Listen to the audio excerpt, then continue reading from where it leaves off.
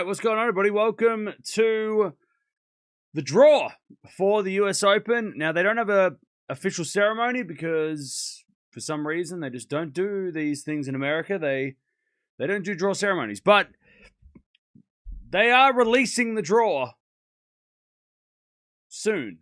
So we're going to be here to see when they release the draw. As we've been here for like the last 5 years waiting for the draw.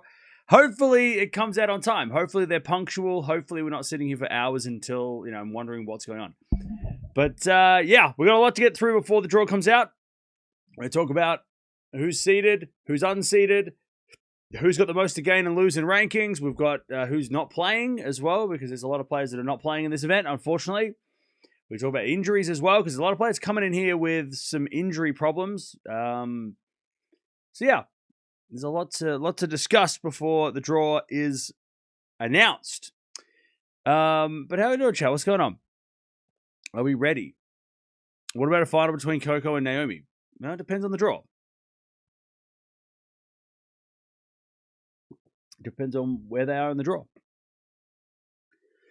Depends on if they're in the same area. They could be in the same quarter, I think. But yeah, but we'll go through all that stuff. And then later today we've got a bunch of players playing some singles matches, which we're going to watch as well. So that's going to be fun. And then of course the tournament starts on Sunday. This year or last year's mixed doubles competition? This year. I think this year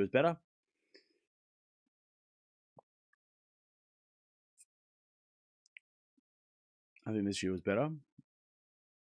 Is it possible that they join Serena for singles? She's not going to, no. Unless, well, I think even at this point, unless in the next 30 minutes, a wild card pulls out and they give her one like they did with Stan. But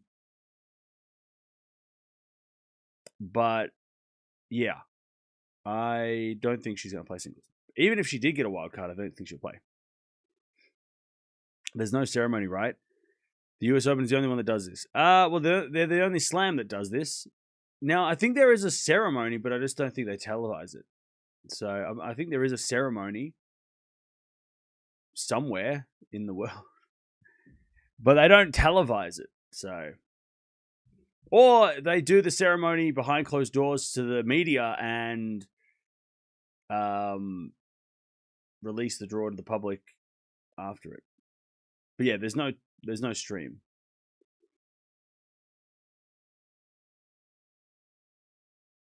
The number one seeds usually get the best draw.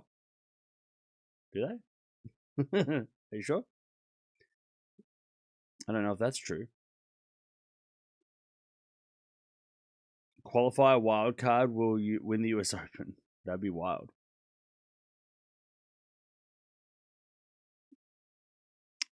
They don't pick the names in front of camera? No. No, they don't. They pick the names behind closed doors.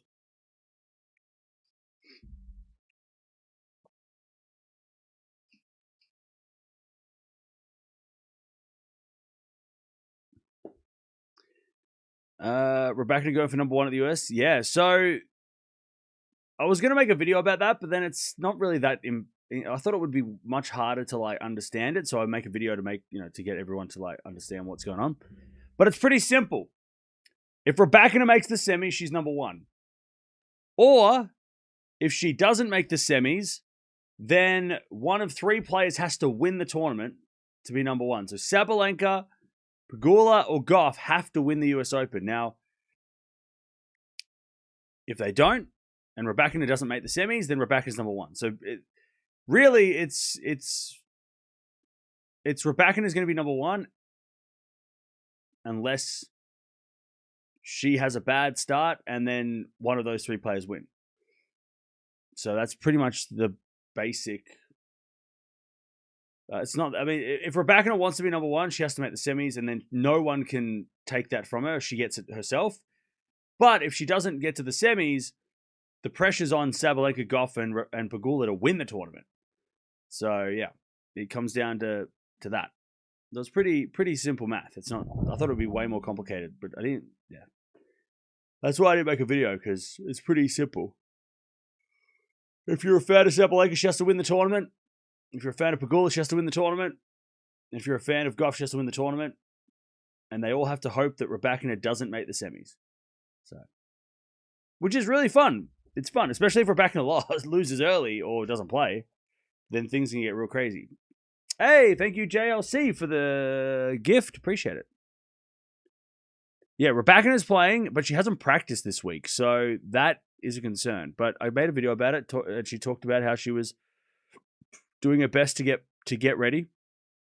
They just haven't practiced yet. So on they might have practiced behind the scenes, but yeah. She canceled practice today. Yeah, so that's not good.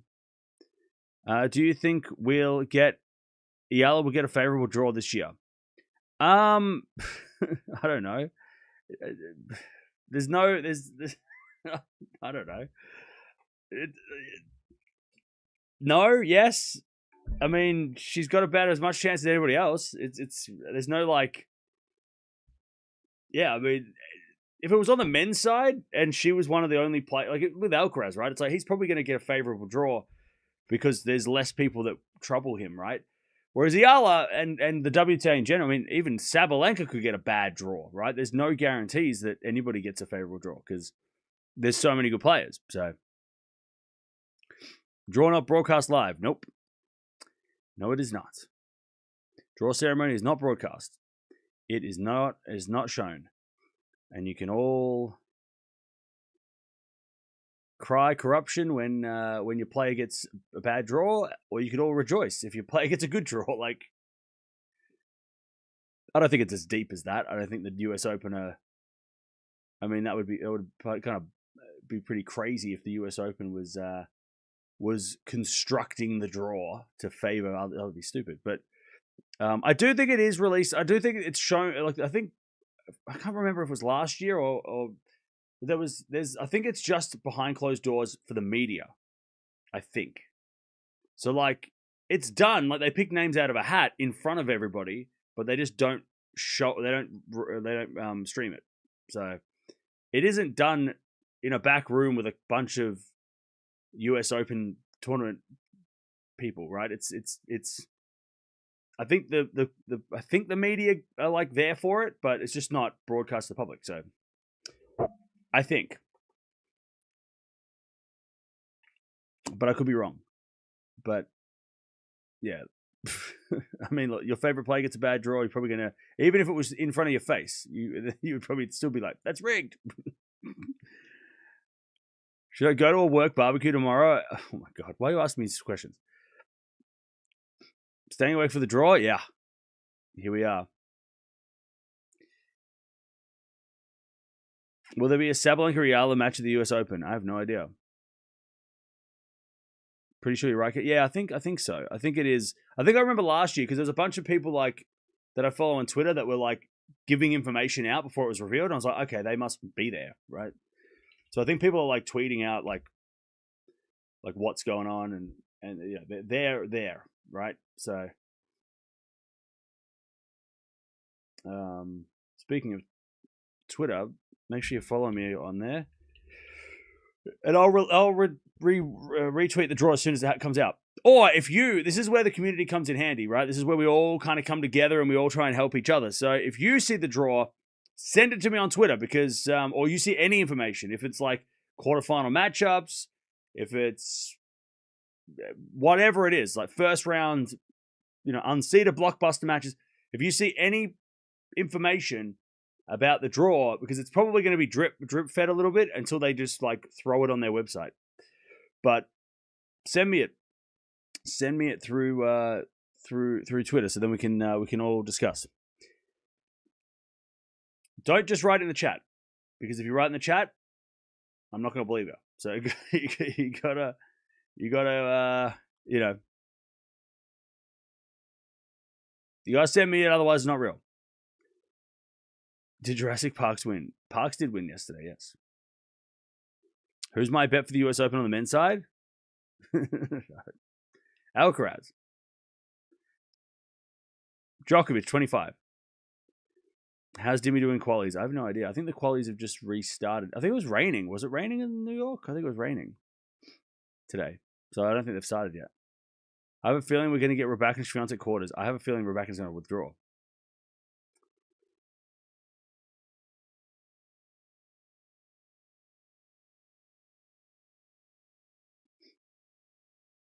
Sabalenka Rebecca on round 1. Trust me, bro. Yeah, that happens a lot. Oh my god, I can't believe they're playing in the first round somehow. All right, now let's go through who's not playing this tournament, because we do have some big names not playing. So here is the withdrawal list. As of right now, maybe there's some players that are going to add to this list. Hopefully not, but you've got on Boko, Baptiste, Gracheva, Tomjanovic, Bagu, Raducanu, Christian, Sigamond, and Teichmann. So the big one being on Boko, obviously one of the most popular ones being Raducanu, not being at this event. And then on the men's side, this is where I think this one's got the men's side definitely have the more, I guess, important names when it comes to like favorites for the tournament. So you got Korda, Nava, Fokina, he's out. Quinn, Diallo, Sinner, defending finalist, world number 1. Of course, Draper, Runa, who have been injured on and off for 12 months. And then Fonseca, which is really disappointing because I really wanted to see Fonseca do well here. But he is also out with an abdominal tear. And there's a lot of players that are also injured. Obviously, Rybakina is the big one that we're all kind of waiting for. We saw Bencic and Svitolina this week play mixed doubles. So Bencic did have her leg taped. So it wasn't like she did. I mean, she made the final, right, of the mixed. So she might not be that as injured as she was last week. But Svitolina looked fine. She didn't look bothered with her injury problems that she picked up in Cincy. So yeah, Rybakina is the big one though for the injury list, and she's the one that we're all waiting to see if she does make it to the main to the first round.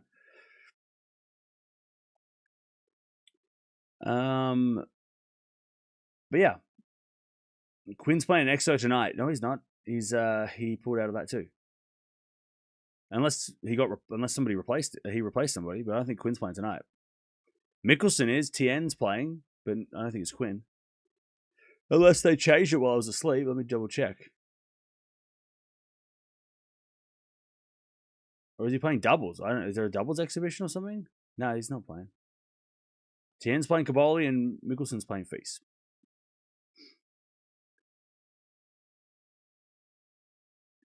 Fonseca, Sinner, and Boko pulled out. Yep, they sure did. Sasha for the triumph in New York. That would be insane. Yeah. No, yeah, Mickelson's playing. Yeah, Mickelson's playing. I think Mickelson came in for Fonseca, maybe? Or did Caboli come in for Fonseca? Was it Fonseca Tien? I can't remember. I don't know what the original list was, but yeah, Mickelson's playing. There's a lot of young Americans coming through.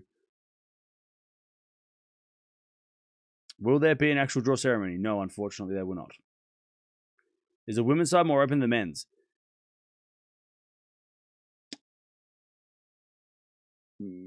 I don't know. I think the men's, because Alcaraz, we don't know what to expect from Carlos, right? So I think if we had Sinner in the draw, we'd say the men's would be more predictable. But yeah, with Alcaraz coming back from injury and Djokovic not in the greatest form and Zverev not in the greatest form post Wimbledon, I don't know. I feel like there's not. I mean, yeah, I think it's a bit of both. I mean, I think a lot of we don't know what to expect on the men's side, right? Alcaraz might win the whole thing, and we're like, oh yeah, okay, that makes sense. But right now, I don't think he's a sure thing. You know, I think that you got to. I mean, it depends on his draw, right? So yeah, I think it's probably easier to pick the women's side because there's a lot. You can pick a lot of players, and they, you know, and the women's side of the things, you know, it's not like, you know, the number 500 in the world wins or the number 50 in the world wins. But on the men's side, it's like, I mean, how hard's it been to predict Cincinnati in Canada, right? Especially Cincy. Who would have picked that final? So, yeah, I think maybe the men's side's a little bit harder to pick with so many more unknowns.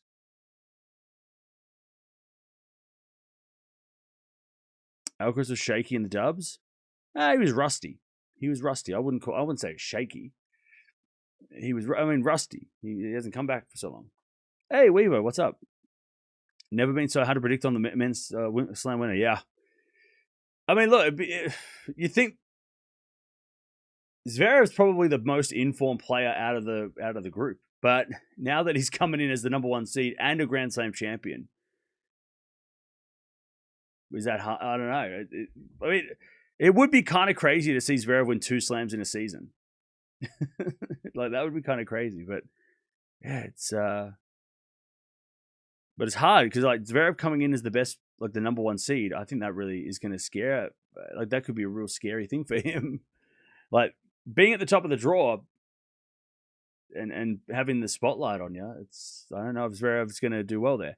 Menchik, I'd love Menchik to win. That'd be sick. Menchik winning would be awesome. Djokovic looks scratchy in practice. Well, Djokovic, see, this is the thing, right? Post Wimbledon, Djokovic didn't play well in Cincy. Zverev hasn't played well since Wimbledon, and Alcaraz hasn't played. So the 3 guys that we're most likely to pick from are not playing the best or not playing. So, yeah. And then you've got, who do you pick then? Do you pick Shelton? Do you pick Fritz? Do you pick Fils? Do you pick Menchik? Do you pick Medvedev? Or Demonor? Or Kaboli? Like, the list goes on. Like, it's so tricky. Like, yeah. Because you're either picking somebody who's been there, done that, but isn't in good form, or you're picking someone who's never done it and trusting that they will win for the first time. But I don't know. It's probably the most open slam we've had in recent times, besides the French. But the French, going into the French, we didn't have, like, going to Roland Garros, it was Sinner, right? Sinner was the favorite, easy, until he lost, and then was like, oh, what now? So it's probably the most open slam we've had. I can't even think, since like 2022, maybe 2022 Oz Open, when we came in and Djokovic wasn't there and Federer wasn't there and Nadal was coming back from injury and we didn't know what he was going to do. So maybe it's like since 2022 Oz Open. Remember, Rafa was coming in after 6 months not playing, so we didn't know whether or not he's going to be just picking it back up. And Djokovic got kicked out, so yeah, maybe it's probably the most open slam since Australia, 22.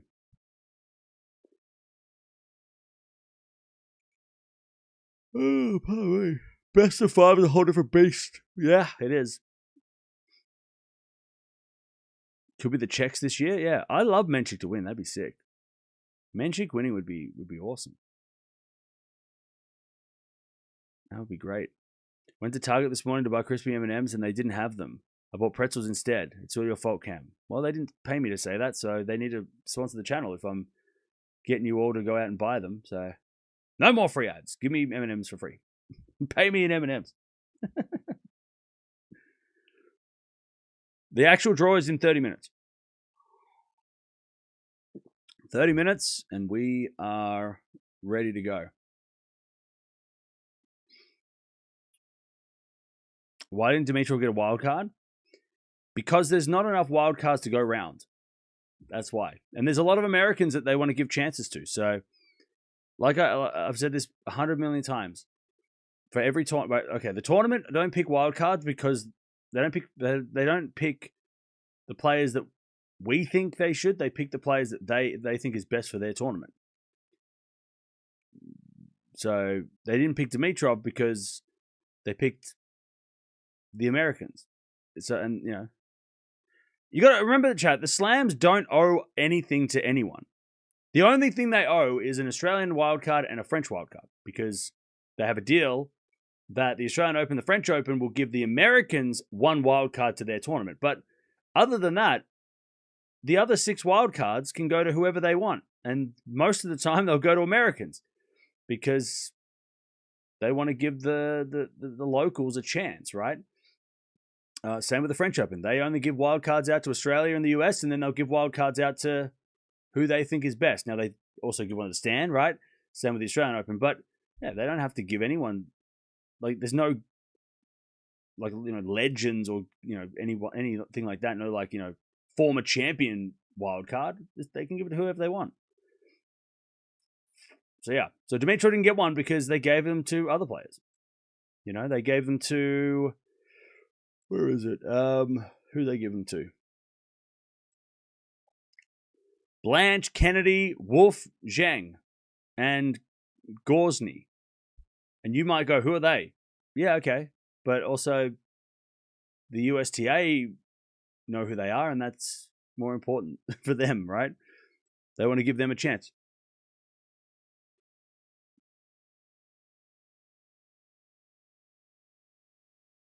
Would Nadal get an RG wildcard if he was outside the top 100? Well, yes, of course he would. Of course Nadal would get a wildcard if he wanted to play Roland Garros, but he's not going to ever play Roland Garros again in real competition, and they'll never have to deal with that problem or deal with that. Deal with that. Wimbledon different though. Yeah, Wimbledon don't have a thing don't have a deal with the other slams. They kind of can pick whoever they want. But the last 2 years they've picked mainly British people. But before 2024, they do pick a lot of players that are not British. Obviously this year they picked Ferry.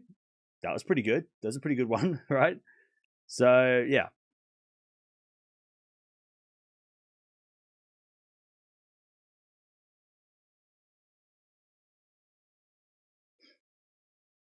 Do I follow Padel or pickleball? No.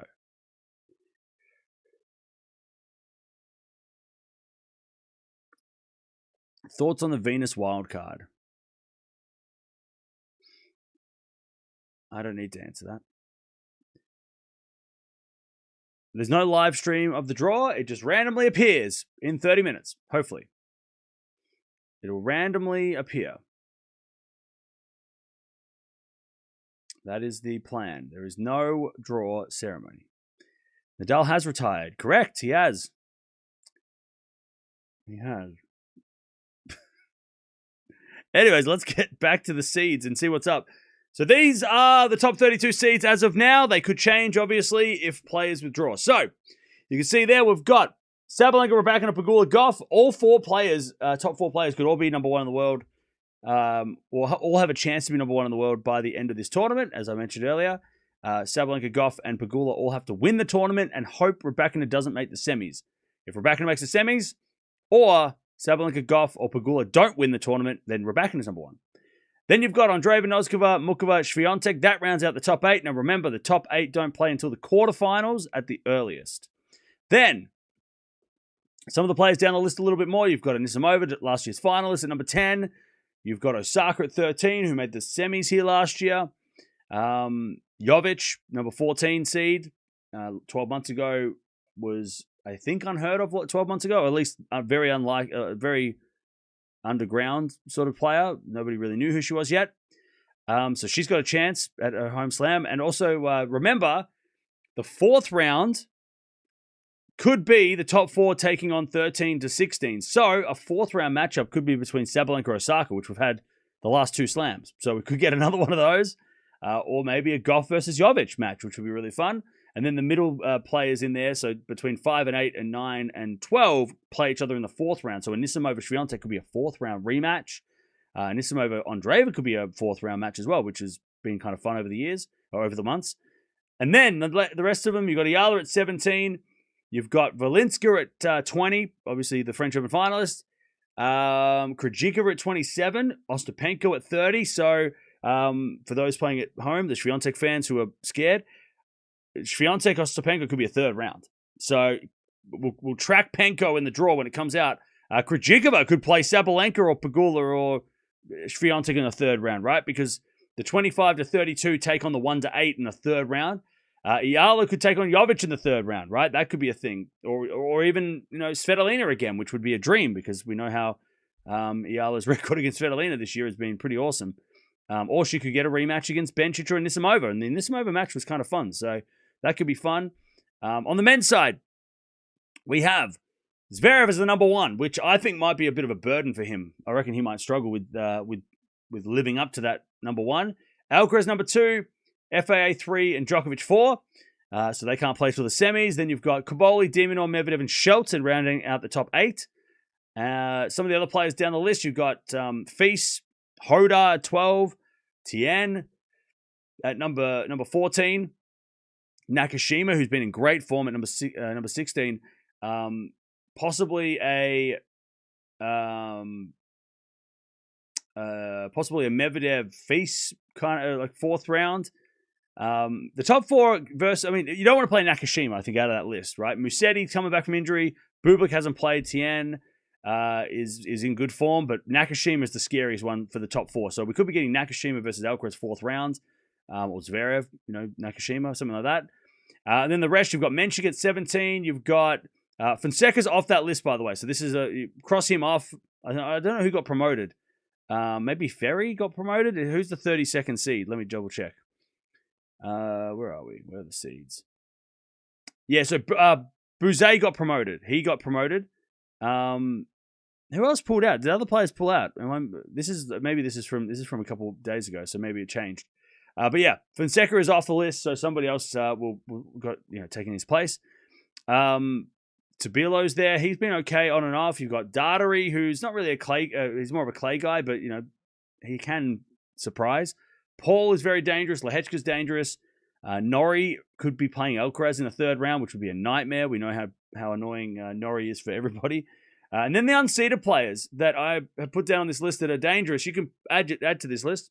Samsonova, very dangerous unseeded player. You've got Taga, Sonmez, Pliskova, and Valentova. You can put Venus on there as well as a unseeded player. I don't know how dangerous she's going to be, but she can add her to the list. And on the men's side, I don't know if Ferry is not seeded. He is unseeded, but he just came off a great run in the Wimbledon, so of course got to watch out for him. Taranti's probably the biggest danger because of his run in Cincy, taking out Djokovic, among others. Very dangerous. Berrettini, Mickelson, Hurkacz, and Monfils, and you can put Stan on that list too now because he is in the draw too. So yeah, who else is unseeded that I missed? Is there anybody else that we should be watching out for that's unseeded? I'm just trying to think. Anybody else? I mean, some of the players that are playing this week might be dangerous. Maybe you're putting like Van der Zandschulp, right? He's been pretty dangerous over the US Open over the years. Maybe Alicia Parks, if you want to put her on there. So yeah. Towson, is Towson unseeded? Okay. Yeah, Towson. Zheng, if she gets through the qualies, she could be very dangerous. Yeah, she could be very dangerous.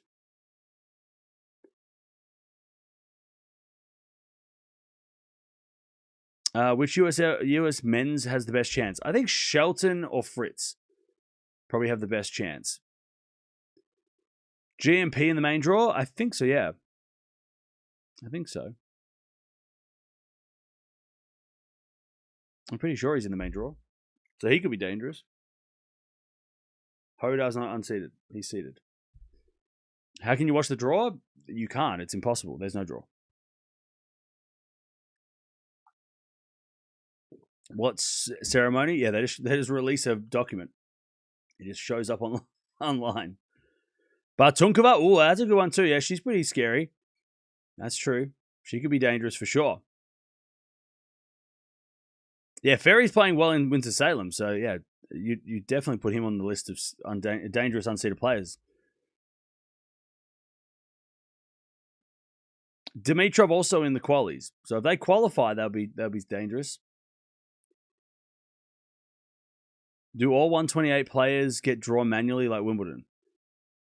So they don't show the draw, so I don't know. I don't know how they do it.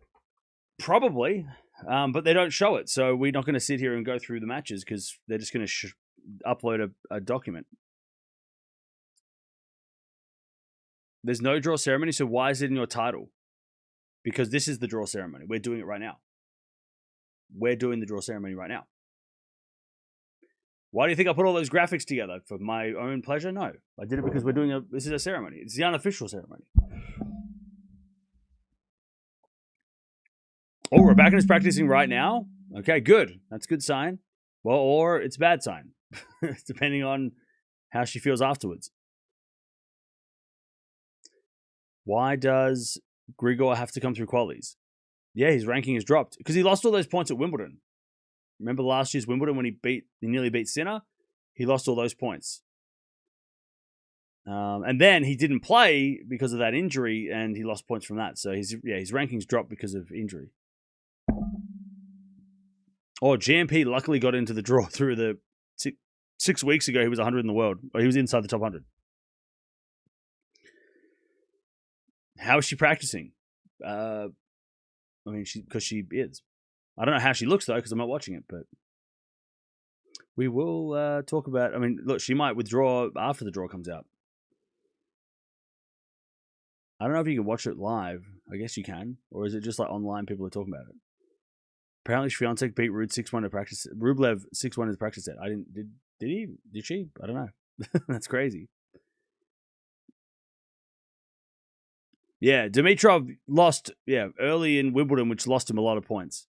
But I think it was before that too. He had some points earlier in the year as well that he lost. His ranking wasn't based on Wimbledon.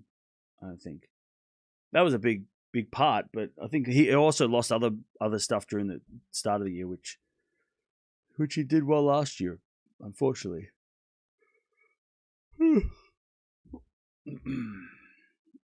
Oh, the website. She's on. Okay, she's practicing now according to the website. You can't watch it though, can you? I don't think she'd want people to watch it either. I think she'd want to practice in private and then figure out if she's so people don't speculate, you know. Did I miss anything? Nope. The draw has not been announced yet. Draw hasn't started. There's not. There is no draw ceremony, so that's why we're here. In 20 minutes, the draw is supposed to be uploaded, and then we'll go through it. That is the plan. Oh, you can watch her on YouTube. Okay, there you go. So she is practicing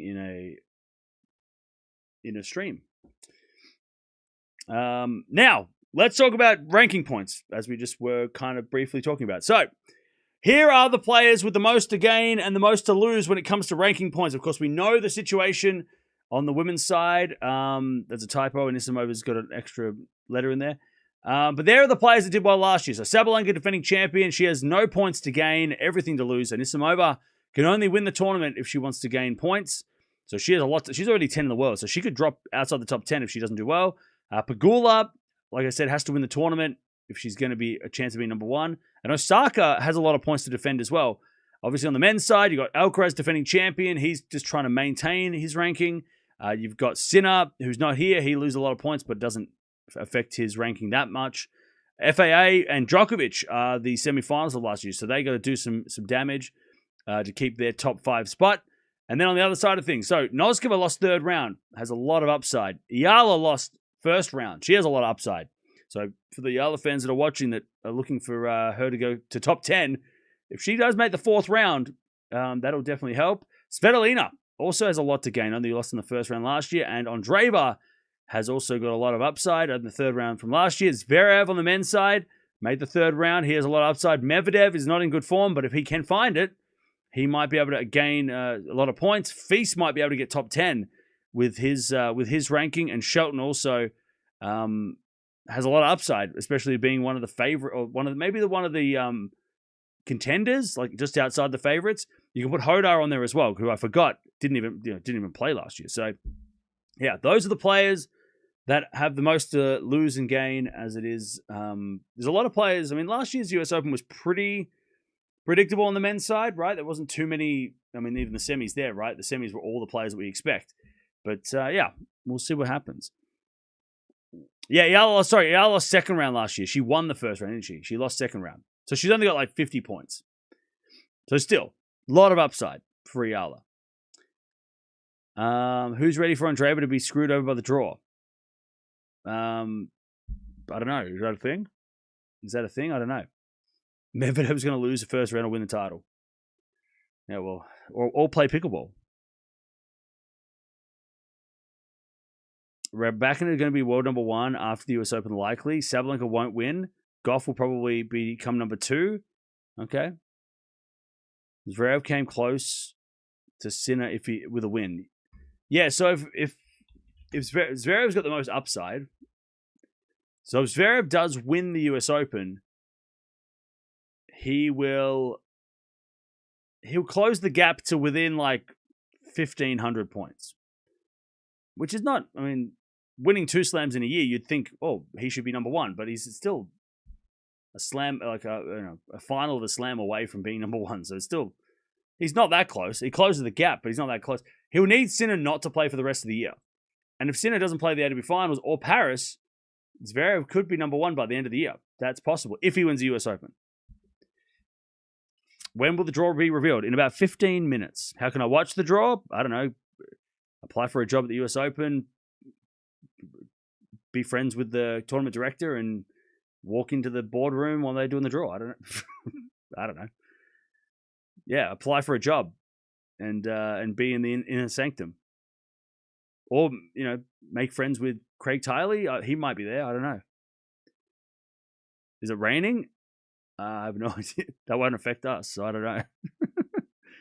It could be. I don't know. Is it raining at the US Open? It doesn't matter. I mean, either if it rains, we're not going to have a rain delay for a draw ceremony or a drop. If Zverev finals, he ties Sinner for number 1 in the race. There you go. Raducanu is practicing on court 5 on the US Open website. There you go. There you go. Coco went out in the 4th round. Yeah. So she's got a little bit of upside as well. Where can I watch the draw live? Nowhere.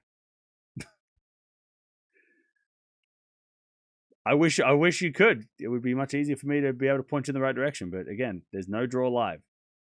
There is no live draw ceremony. That's not a thing. We are the live draw ceremony. So when it happens, you can watch it right here. Where can I watch it? Here. When it comes out in 20 minutes. Right here. Right here. Right here. That's why I'm live. I've been doing these things for 5 years because of this exact reason. This is the reason we do it. This is what I woke up at midnight because there is no official ceremony, so we had to make one. So this is the ceremony. When it comes out, yeah, we are the draw. When it comes out, we'll go through it. As if we were drawing the names out ourselves. So when the draw comes out, I'll be the first to tell you. No, I think we'll be fine. You forgot Tien. He hasn't won a match at the US. Oh, really? Did he lose first round last year? Interesting. Where do they post it? They'll post it online, and I'll retweet it. So follow me on Twitter, and I'll chuck it up there when I'll retweet it. Also follow me on Twitter. So then, if anything you see anything, you can send it to me. Because in the next 20 minutes, we're going to start refreshing the internet until it comes out.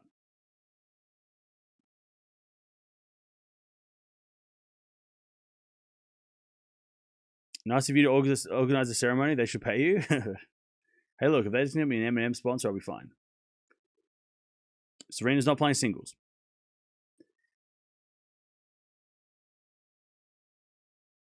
Are you streaming all the singles night matches tonight? Yeah, we'll watch the whole thing tonight. Yeah. Tien lost to Djokovic in round 1. Did he? Last year? That's crazy. I can't remember. Zverev isn't winning the US Open for sure. It's too many big hitters. It'll either be Alcaraz, Fils, Caboli, Nakashima. Okay. Interesting. Yeah, I don't know where Serena is. I'm still looking for her.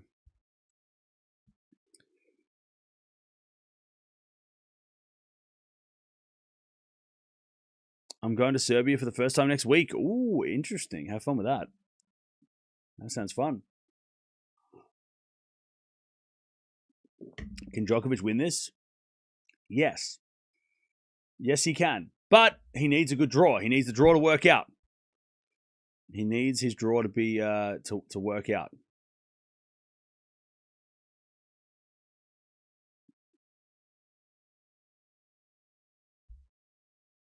When's it going to start? It's going to start in 10 minutes.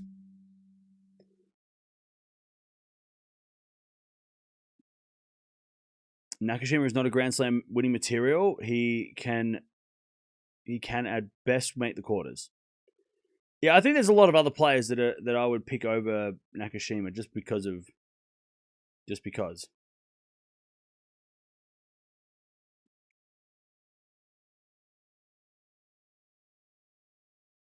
Would love to see Mukova win. That'd be fun. I mean, she must be riding high off the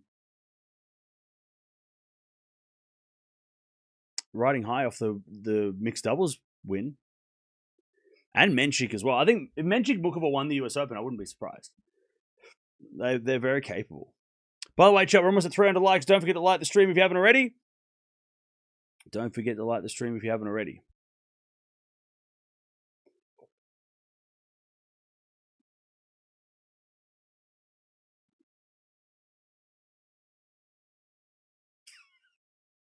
Kemi, you going to do a short video with the draw later? Yeah. I'm going to do draw previews, of course. Of course. Dimitrov got a walkover. Hey, so Dimmy's into the main draw. Love that. Love to see that. That's awesome. Coco, if she wins, has a chance to be number one. Yeah, she needs a win, and she needs Raducanu not to make the semis. And Coco will be number one. And that's the same thing for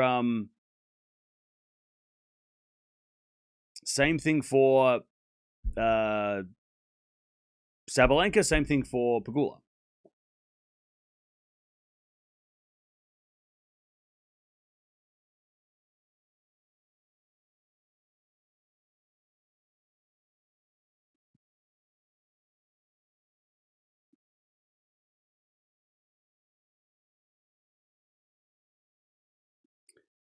US Open needs a draw ceremony like the AO. Look, yes.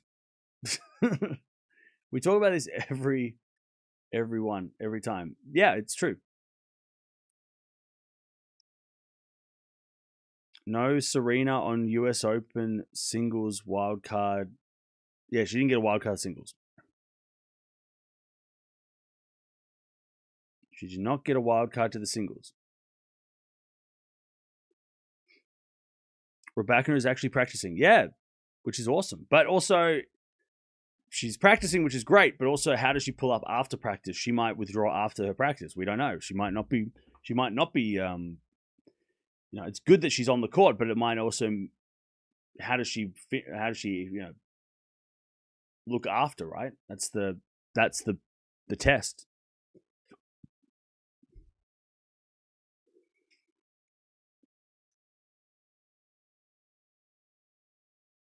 So happy Mackie took out Vilch. Serena Venus doubles. Yeah. Where can we watch the ceremony? Nowhere. There is no ceremony to watch.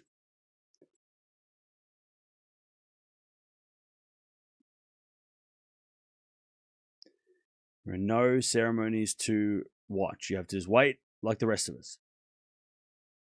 Do you think Iga will have a great run? Ask me that in 20 minutes. Any questions about will so-and-so do so-and-so or do such and such? Ask me that when the draw comes out in 20 minutes.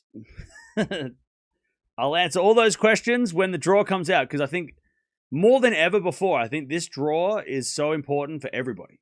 I don't think anybody is like, oh yeah, well that person's going to win because who cares who they play? And I think everybody has. It's so draw dependent. Yeah, Deb, it's fine. I mean, I think people will get the hang of it, except for this guy who's just spamming. But some people don't listen. Why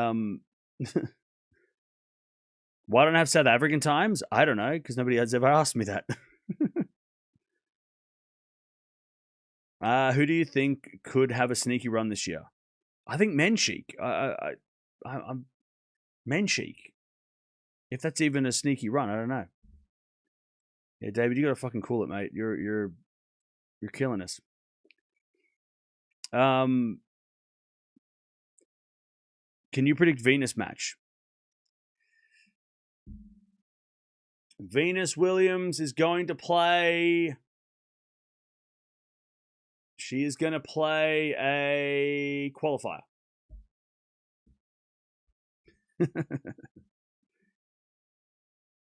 She's going to play a qualifier. That's my prediction.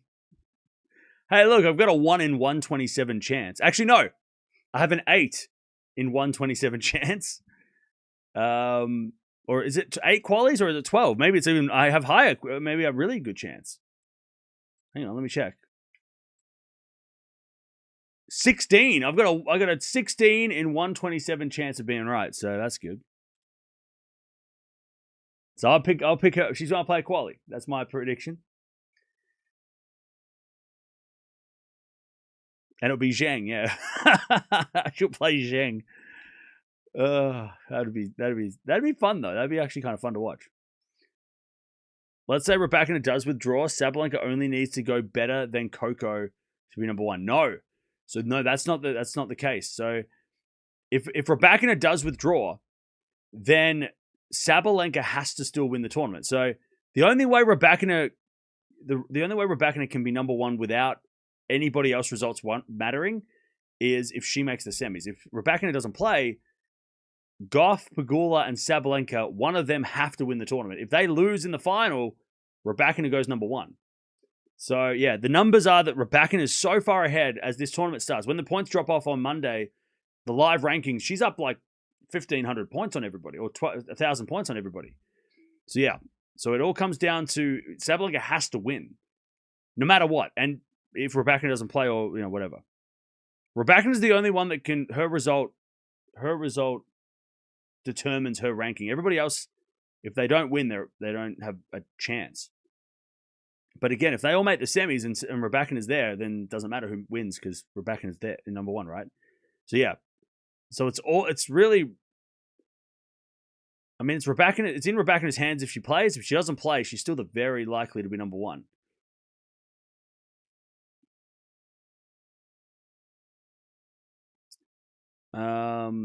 This feels like the most close Grand Slam in a while. Yeah, I agree. I feel like this is like the French Open after like the 5th day when Sinner lost and Djokovic lost. This feels like, but we're going in from day 1. It's going to be, unpredictable, right? So I'm excited. I'm excited to see what happens.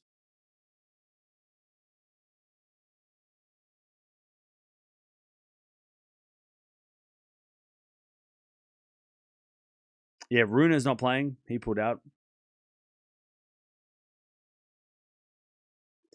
How do they determine the draw? They just pick names out of a hat.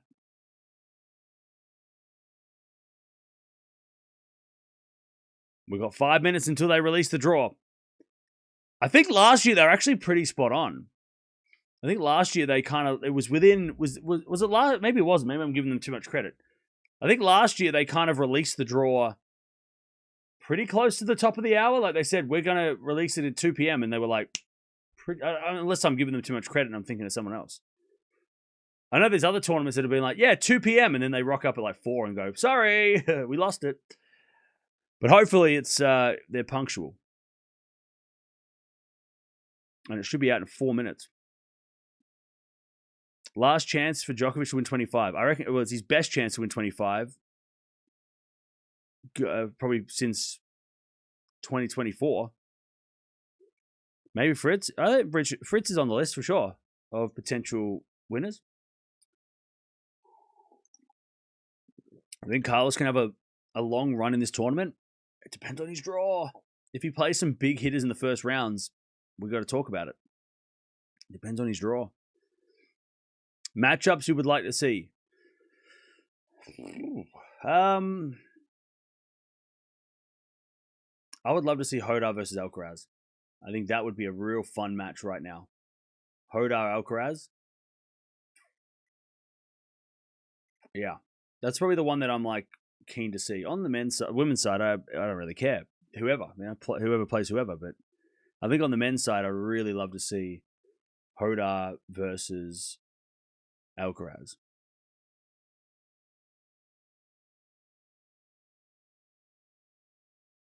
Alcaraz will draw Hurkacz. That's brutal. Yeah, 2 young Spanish players in the like 4th round or quarterfinals. I love that. They released the draw in 3 minutes, according to their website. Will it be on time? Will it not be on time? I guess we'll find out in 3 minutes. Matchups you don't want to see? You know what? Another matchup I do want to see: Venus taking on a top seed, so then people will stop crying about her, not winning. If she plays Sabalenka, I don't think anyone's going to expect anything. Matches I don't want to see though. I don't know. I mean, Demonor taking on Alcaraz. Any Australians taking on any good players? Like, that'd be great. Dasha not playing Sabalenka or Raducanu? That'd be great. I'd love Dasha not to play a top 10 player in the first rounds.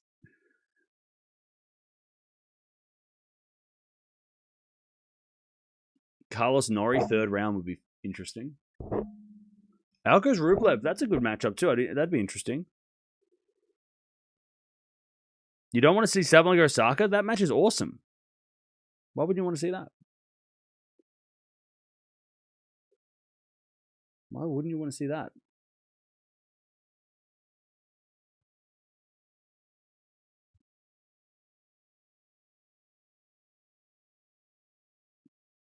What do you expect from Carlos in terms of performance? I don't know.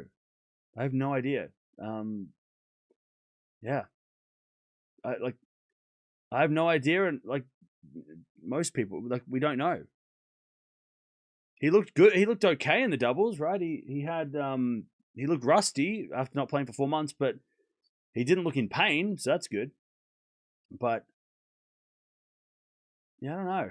I don't have any expectation on Alcaraz. I don't know what to. I mean, if he gets a decent draw, I would expect him to win the matches. He should win some matches, but I don't know if he has a bad draw. To be honest, it's almost just like excited to watch him play. Like, who cares who he plays? Let's just enjoy him being back. But yeah, I don't know. Depends on his draw. It's coming out in a minute, apparently. We'll see. We'll see if it comes out in a minute. I'm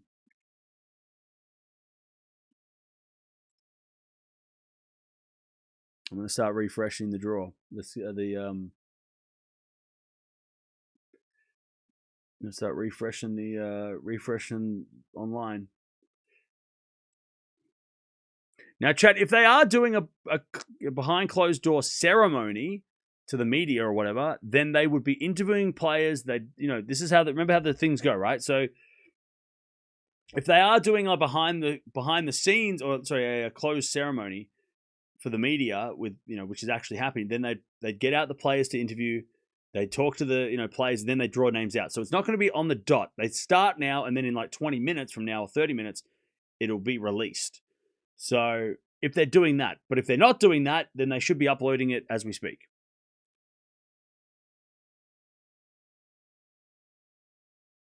Serious question: how does this work around you sleeping? I work around my sleep around this, so that's how my sleep works around the schedule. I sleep when I can, and I watch the tennis when it's on, because that's the only way.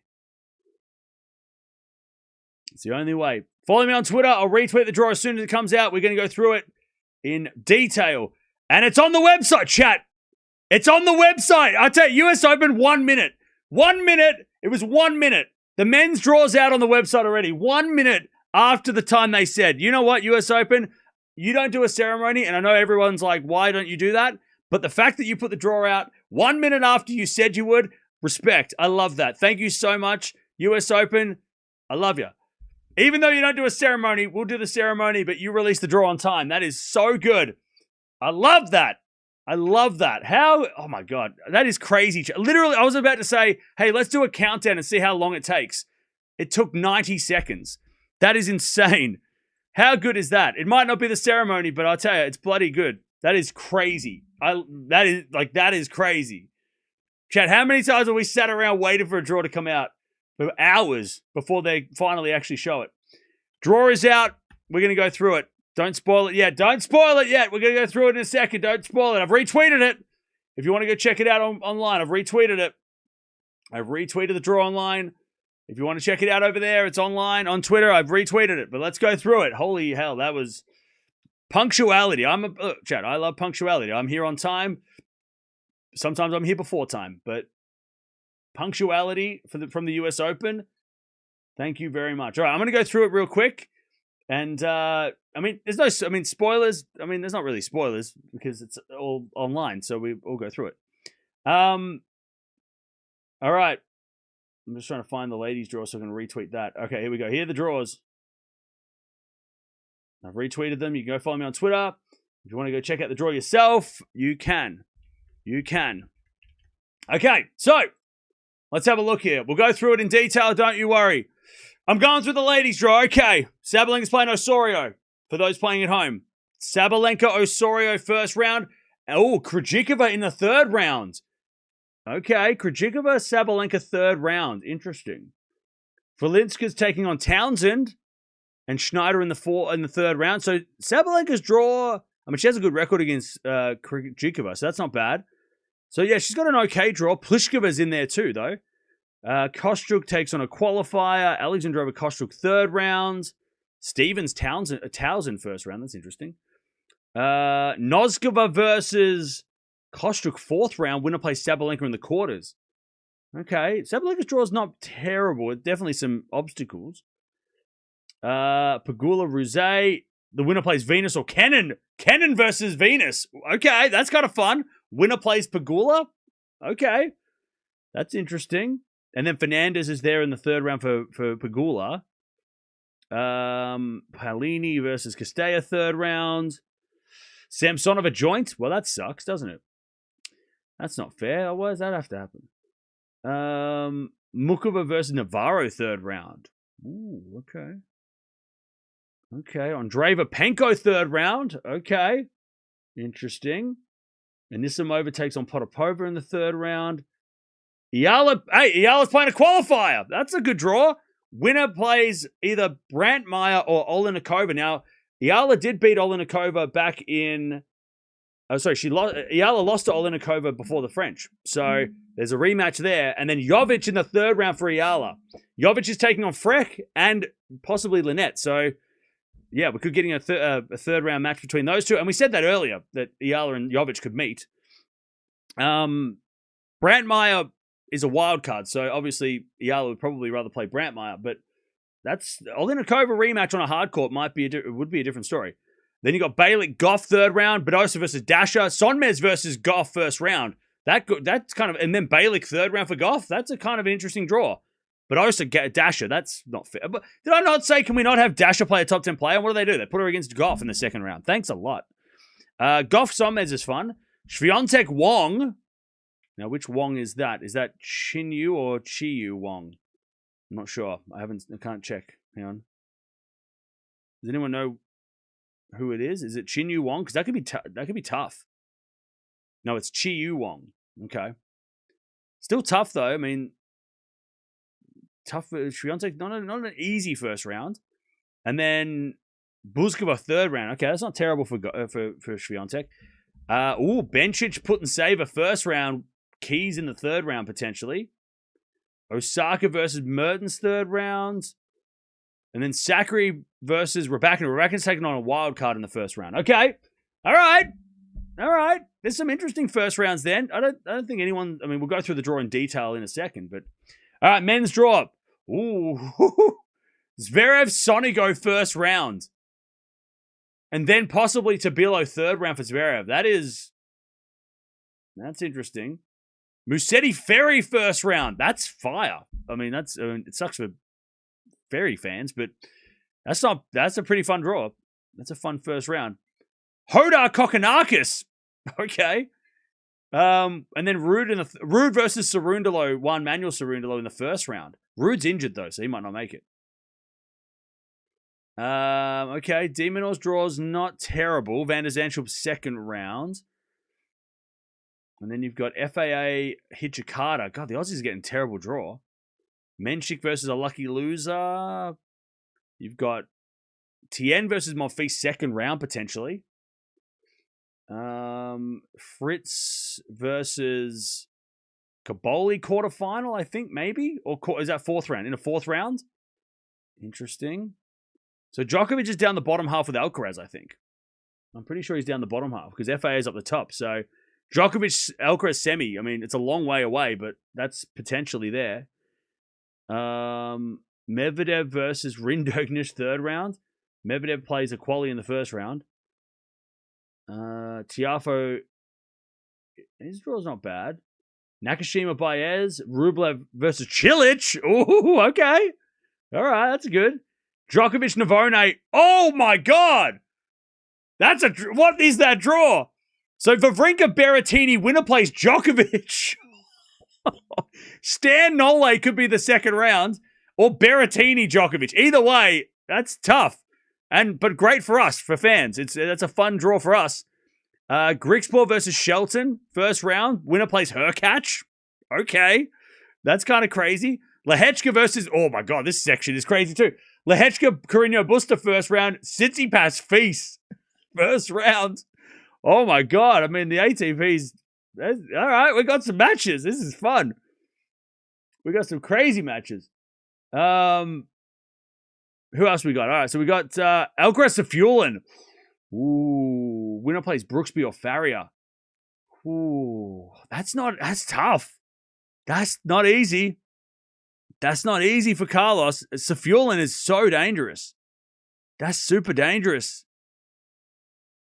Yeah, I mean, Safullin first, in your first match back, you play Safullin?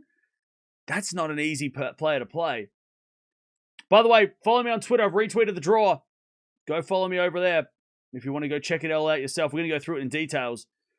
But that is, I tell you, Alcaraz's first round, that is a tricky first round. And then Brooksby or Faria second round, manageable, right? If Alcaraz hadn't had 4 months off, you'd say, he should win. A Naldi third round is not a terrible draw, but then Bublik or Paul fourth round. Ugh. Fourth round Paul against Alcaraz. That's rough. And then quarterfinal against Shelton, Feast, Lehechka, or somebody else, or Norrie. And then the semis against Djokovic. But Djokovic has got to get through Nakashima fourth round, which is kind of interesting. And then Djokovic-Medvedev quarterfinal, which is not bad because Medvedev hasn't been in form. So, you know. Interesting. Safullin will win? I don't know. I mean, Safullin is just so dangerous. But also, I mean, maybe it's not... It's better than playing against a big hitter, I guess. I don't know. Yeah, super, super interesting. I think Aryna's draw is empty. Yeah, her Sabalenka's draw is not terrible.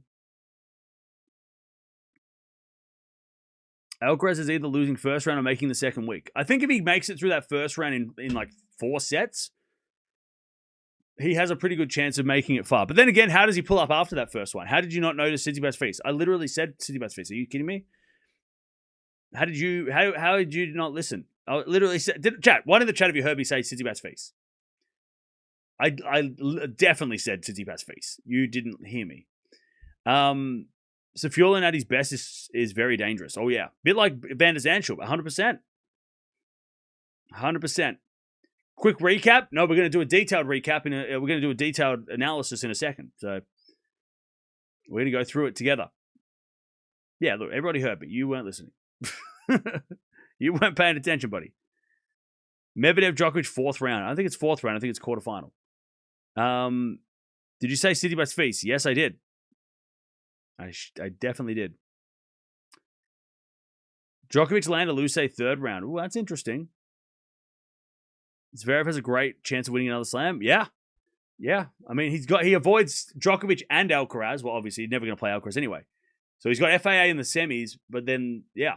I mean, his draw is not terrible, Zverev. But the thing with Zverev is, just like at the French, okay, there's your draw. Now go and win. It's not as hard as it could have been. Now win, right? There is so much internal pressure on Zverev. And maybe winning the French has relieved that a little bit. But, yeah. I mean, Zverev, it's like, all right, bro, there's your draw. Good luck. You know, if he had all the tough players, we'd be like, oh, Zverev's got a tough draw. But then maybe that's better for him mentally because then he's not expected to win. But he hasn't got a terrible draw. So now we're all like, all right, make the final.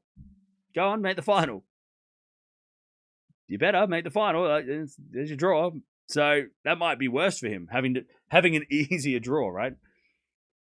All right, now we have to go through this. The Wikipedia Angels are going through their bits and pieces. By the way, again, shout out to the US Open. What a fantastic, what a punctual, just so punctual. I mean, I can't believe that was not even a minute after the top of the hour, and they went, you know what, there's your draw. Shout out to the US Open. They said 2 p.m. and it was 2 p.m. That was fantastic. Fantastic. All right. Let me just sort out my screen so we can go through this together. Where are we at? How am I going to do this? I've set this up for the Wikipedia thing, but it's not working. They haven't updated it yet. All right, let me try. Let me fix this. How am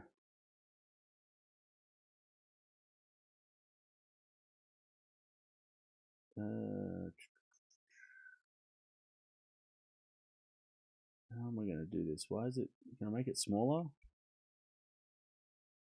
Will that show up even? I don't think that will show up. I think it's too small. I can't see it. I can't even read it.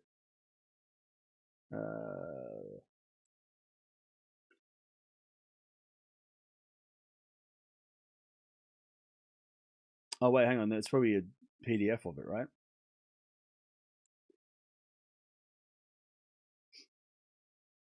Oh, that's way better. That is way better.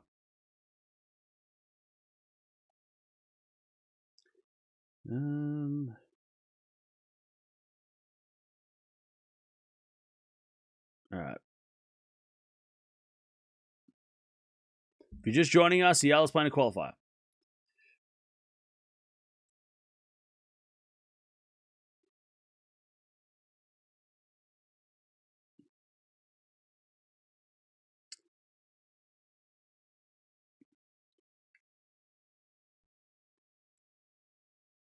All right. Let's do this.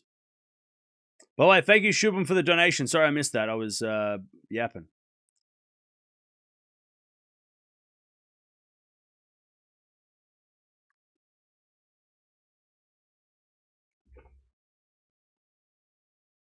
All right, so the US Open draw has just been released, and the women's side of the things looked very interesting. There's a couple of really interesting first-round matches.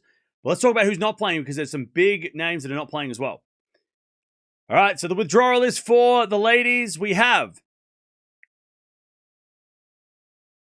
Mboko, she's pulled out. Baptista's pulled out with that knee injury. Gracheva, Tomjanovic, and Begu are all pulled out as well. Raducanu's pulled out. Christian, Sigemund, and Teichmann have all pulled out of this tournament. As of now, of course, we're still waiting on some other players that are injured, but that's the withdrawal list as of now. But let's get to the top of the draw because we have some big names that are still playing. Okay, so here is the draw. You can see there, Sabalenka, number 1 seed. We've got 32 seeds in this one, and at a slam, there are no buys in the first round, none of that. So Sabalenka, she'll take on Osorio in the first round. Winner of that match will take on either Zarazua or a qualifier in the second round. Then you've got Ito taking on Selikmiteva. Winner of that will take on either Rakhimova or the 27th seed Krejcikova in the second round. Then you've got the 20th seed Townsend will take on the 20th seed Valinska will take on Townsend. Winner of that will take on either Preston or Parks in the second round. Then you've got Van der Winkel taking on Pliskova. Winner of that will take on either Schneur or the 15th seed Schneider in the second round. So manageable draw for Sabalenka. I mean, there's definitely some hurdles, right? We've got, Schneider who beat her at the French. You've got Krejcikova who's always dangerous. But I don't know. Sabalenka's draw, I feel like she would like those first couple of rounds if she's playing well. She should, no big hitters early on. Of course, you got to watch out for Sabalenka, defending champion, trying to stay number 1. She has to win the tournament and hope Rybakina doesn't make the semis if she is going to stay number 1. You've also got to watch out for Schneider. She's actually been pretty good over the last couple of months. French Open, starting at that French Open where she made the semis. Valinska as well. Speaking of French Open, she obviously is another player to watch out for, who played really well at Roland Garros. Krejcikova, obviously a very dangerous player when she catches fire. Very, very dangerous. But the unseeded players, I'd be watching out for Townsend. Very, very dangerous player. She had she's had some really big matches in New York over the time. She's had some big wins here as well. And also Pliskova, former finalist here, unseeded, very dangerous player. Definitely got to watch out for her as well. Next part of the draw, we've got the number 11 seed Kostyuk taking on a qualifier. Winner of that match will take on either Stevens or Towson in the second round. Then you got Birrell taking on Marchenko. Winner of that will take on either Kessler or the 18th seed Alexandrova in the second round. Then you got the 29th seed Lee taking on Rujic. Winner of that will take on either Gibson or Vekic in the second round. Then you got a qualifier taking on Tara Rudy. Winner of that will take on either Volinets or the number 6 seed Noska in the second round. So, Wimbledon champion in this section. And should be interesting. It's not an easy draw. This is a little bit more stacked and a little bit more even. There's a lot more, there's a couple more players there that I think could make it through here based on form. But obviously got to watch over Noskova, Wimbledon champion. We haven't seen much of her lately. She hasn't been playing as well as, since Wimbledon. But, we'll see how she does here. She probably will like these courts. You got to watch over Kostyuk as well. She's been in great form over the last couple of months since, since the clay season started, really. She's had a really phenomenal couple of months. Also going to watch out for Alexandrova. We know how dangerous she is. She did beat Sabalenka a couple weeks ago. So, yeah, definitely got to watch out for her as well. Could really catch some fire. But unseeded players, I'll be watching over Vekic. Very dangerous. I'll be watching over Towson as well. Very dangerous. She was seeded 12 months ago. So, yeah, that could be a really tricky second round for Kostyuk there if she's not careful. Next part of the draw is... There we go. Next part of the draw, we've got Pegula, the number 3 seed, taking on Ruse in the first round. Winner of that match will take on either Venus Williams or Sophia Kenin in the second round. That is a blockbuster first round. 2 wild cards, and then the winner plays the 3rd seed. That could be really crazy. Then you got Sawonki taking on Udvardi. Winner of that will take on either Zhang or Fernandez, the 31st seed in the second round. Then you got Paolini, the 19th seed, taking on Urjevic. Winner of that match will take on either a qualifier or Yastremska in the second round.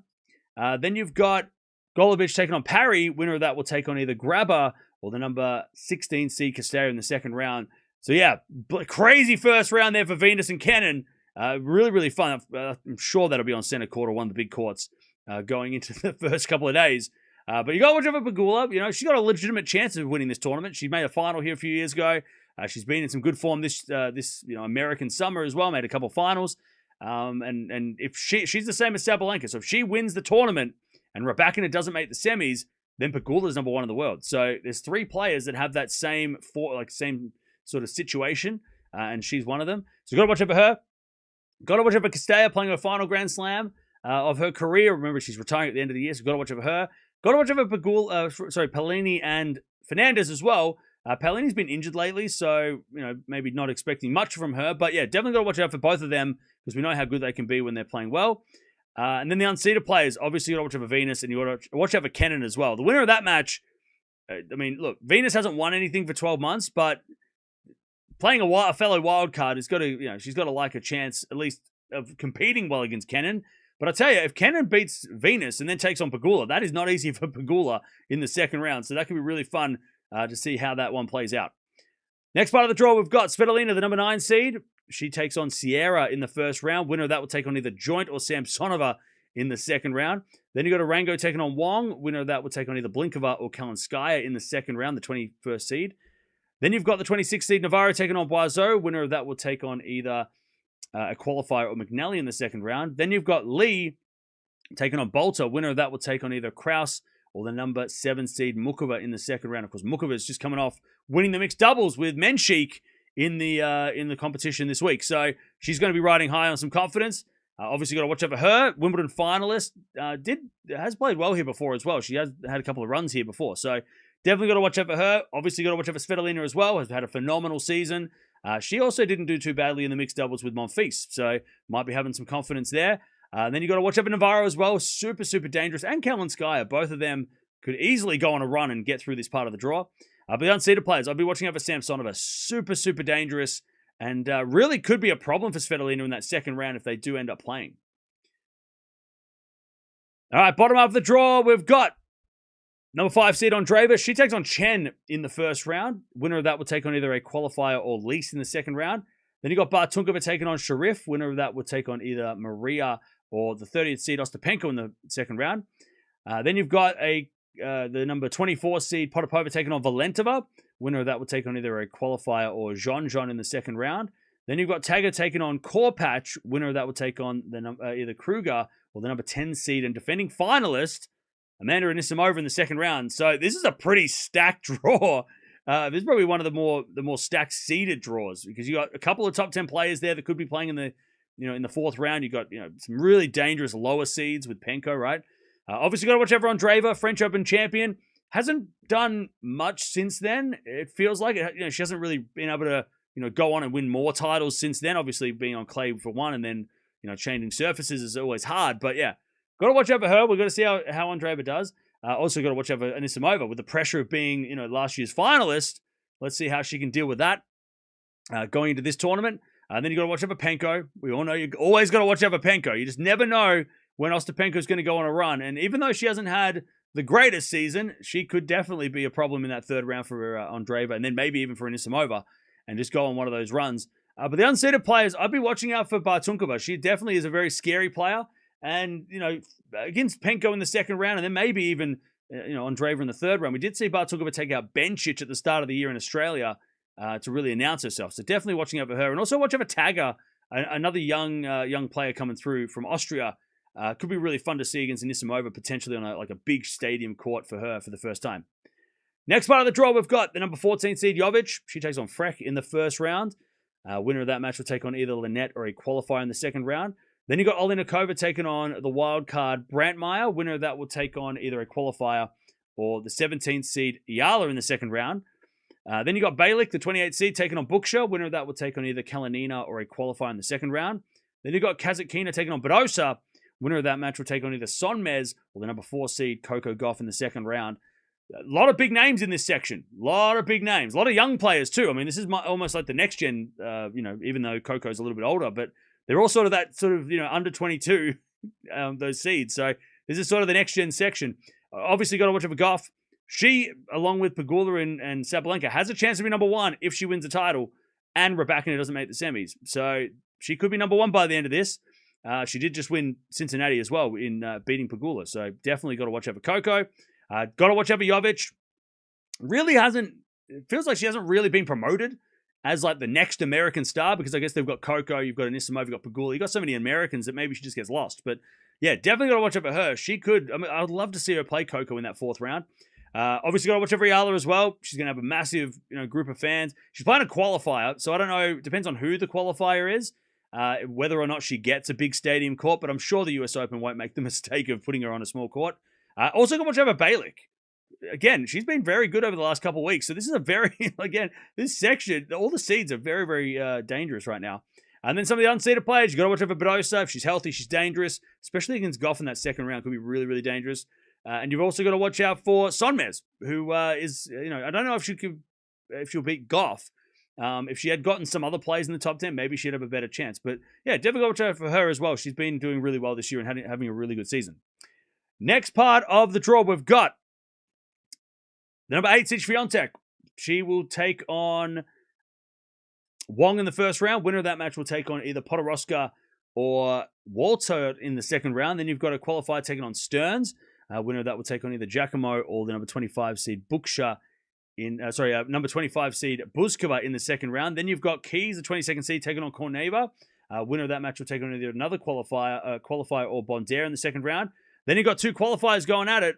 Winner of that quali battle will take on either Put and Saver or the number 12 seed Bencic in the second round. So, this is a fun section. I mean, Swiatek, she's coming off winning in Canada, right? She had a decent run in making it to the semis in Cincy. One of the most informed players this American summer. So, yeah, definitely got to watch over Swiatek, of course, and also a former champion here as well. Definitely got to watch over her. Obviously got to watch over Bencic as well. We know how dangerous she is when she's on fire. She is injured, though, so wonder if, how well she's going to play. Got to watch over Keys as well. Very, very dangerous. We know how dangerous Keys can be. Made the final here. She's a Grand Slam champion. Could be really, really dangerous if she's on form. And yeah, the unseeded players, I mean, Stearns is probably someone to watch out for. She's a bit fiery and fun to watch. But Korneva, who really did break out a couple of weeks ago, she was a great junior, and one of her and Andreeva in the juniors were sort of two of the best back in a couple of years back. So yeah, watch out for Korneva. If she could beat Keys there, maybe she could go on a bit of a run. And the bottom section of the draw now, we've got the number 13 seed Osaka. She will take on Zakharova in the first round. Winner of that match will take on either Cocciaretto or Siniakova in the second round. Then you've got a qualifier taking on Timofeeva. Winner of that will take on either Corvado or the number 23 seed Mertens in the second round. Then you've got Sakari, the 32nd seed, taking on a qualifier. Winner of that match will take on either Starab or Seidel in the second round. Then you've got Vidmanova taking on Buzes Minero. Winner of that match will take on either Froden or the number 2 seed Rybakina in the second round. So, not easy for Rybakina, especially if she's coming in with a foot injury, right? So, definitely got to watch out for her, but more watch out to see how she looks because, we know how good she can be if she's playing well, but if her foot's not right, it could be it's a pretty scary draw as it is. So, yeah, we'll see what happens. Then you've also got to watch out for Osaka, made the semifinals here last year. If she's healthy, she's dangerous. And also, if Rybakina's injured, this might be her section, in the draw, and she might be the one who makes it to the semis again. Also got to watch for Mertens and Sakari, very dangerous players when they're on. But the unseeded players, I'd be watching out for Siniakova, very dangerous player when she is on. Very scary. She's number 1 in the doubles right now in the world. So, yeah, very, very scary player, especially for Osaka in the second round. She has beaten some big names over the time. So, very, very scary player is Siniakova. So there you go. That is the draw for the ladies, and it's looking pretty well spread. I mean, there's a couple of pockets in the draw that look pretty stacked, but yeah, overall, it doesn't feel like it feels like more the players that are not in form or the players that are injured are the ones to worry about more than their opponents at in the early stage. Obviously, there's that Pegula and Sabalenka and Gauff all have that number 1 ranking potentially on in their hands, so added pressure for them maybe. There's not so much pressure on Rybakina because if she doesn't play, one of them have to win for her not to be number 1. So again, I think for her it's more about fitness than it is about the pressure of being number 1. But let me know in the comments below. Who's going to win the US Open? I don't know. It feels like Swiatek's got an okay draw. Maybe she could go on and win the whole thing. Or maybe Coco. Maybe Coco could go on and win the whole thing. Or Sabalenka, who I think has probably the better draw of the bunch, at least early on. On paper, it feels like she has less to worry about in the first week. But, then, never know. Someone just pops up out of nowhere and beats Sabalenka in the second round, and then it's, who knows what happens. But there it is. That's the US Open draw, and it starts on Sunday. All right. Any questions, chat, before we go through the men's draw? Any questions? Goodbye. We haven't even gone to the men's draw. Why are you leaving? We're only halfway through. Where are you going?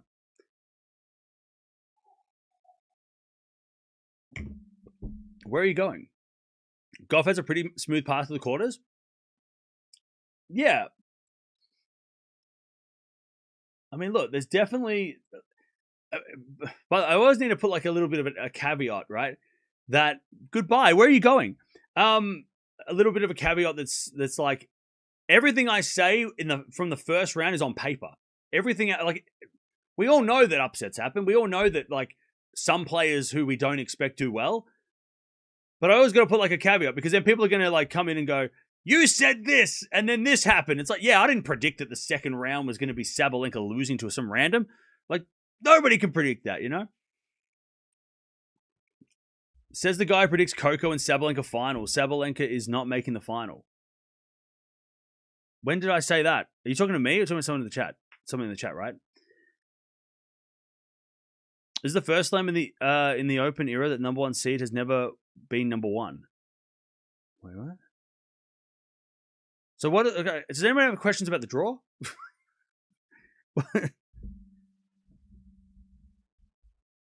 Does anybody have any questions about the draw?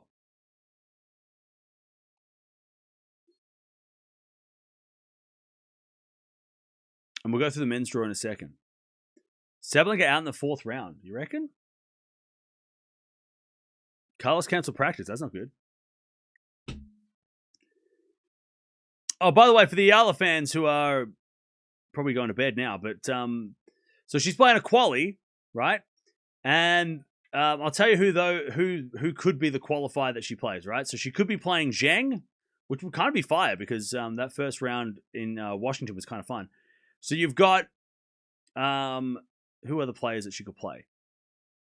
So she could play Andreescu, she could play Zheng, She could play Liotova, who is like a young player who just won a title a few weeks back, so she could play her.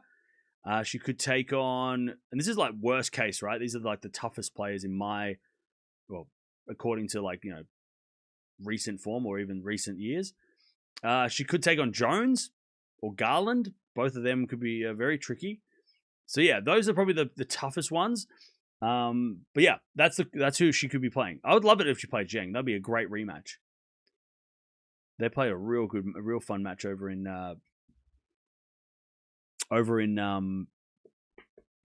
By the way, people yelling at me that Carlos cancelled practice. I know. I've been told that like 7 times. Thank you for telling me again. What do you want me to do about it? He canceled practice. Okay? It is raining. So it's been raining on and off. So maybe, let's just relax. What do you want me to do about that? He canceled it. That sucks. All right. And what do you want me to do?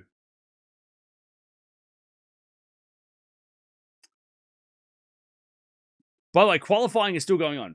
So yeah, Tony, you're right. None of these players have won yet. You're exactly right. But I'm giving people an idea of who they can expect, or at least who they could potentially play. Because it's a possibility that they don't even get drawn, those players anyway. Chat, did I not just say everything I'm saying comes with a caveat because we don't know things yet, right? Just everybody just keep up with me, right? We'll get through it together. Zheng's up a break in the first set, so she might not even play Eala. She plays someone else.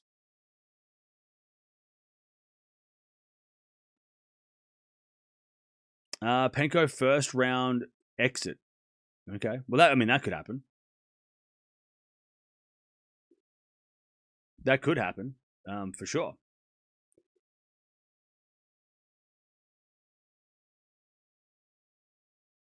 I'm really hoping it's Zheng Eala. That would be fun.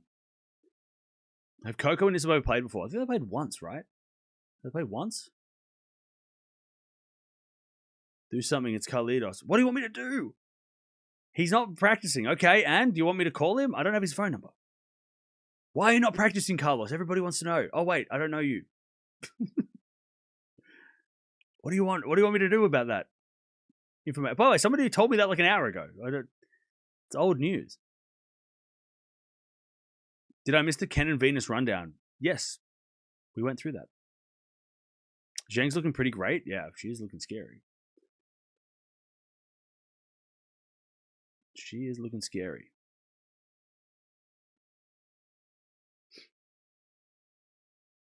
Also, I think by the end of the day, we'll know who everyone's playing. So the qualies will be drawn at the end. Will be placed at the end of the day. So for those Eala fans, go to bed, wake up, and you'll know who she's playing in the morning. I don't know how serious Casper Ruud's injury is, but we'll see. He did shorten practice yesterday, so that's not good.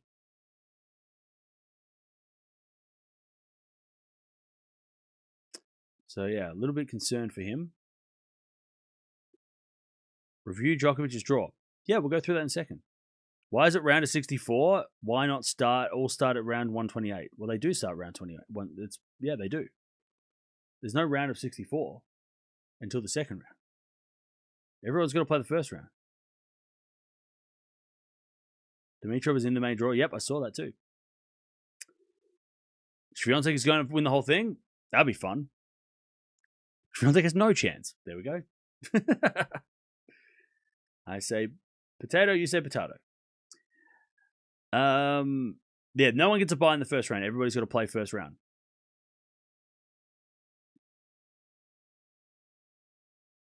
Is Serena playing singles? No. Serena is only playing doubles. She's only playing the dubs. And that is all.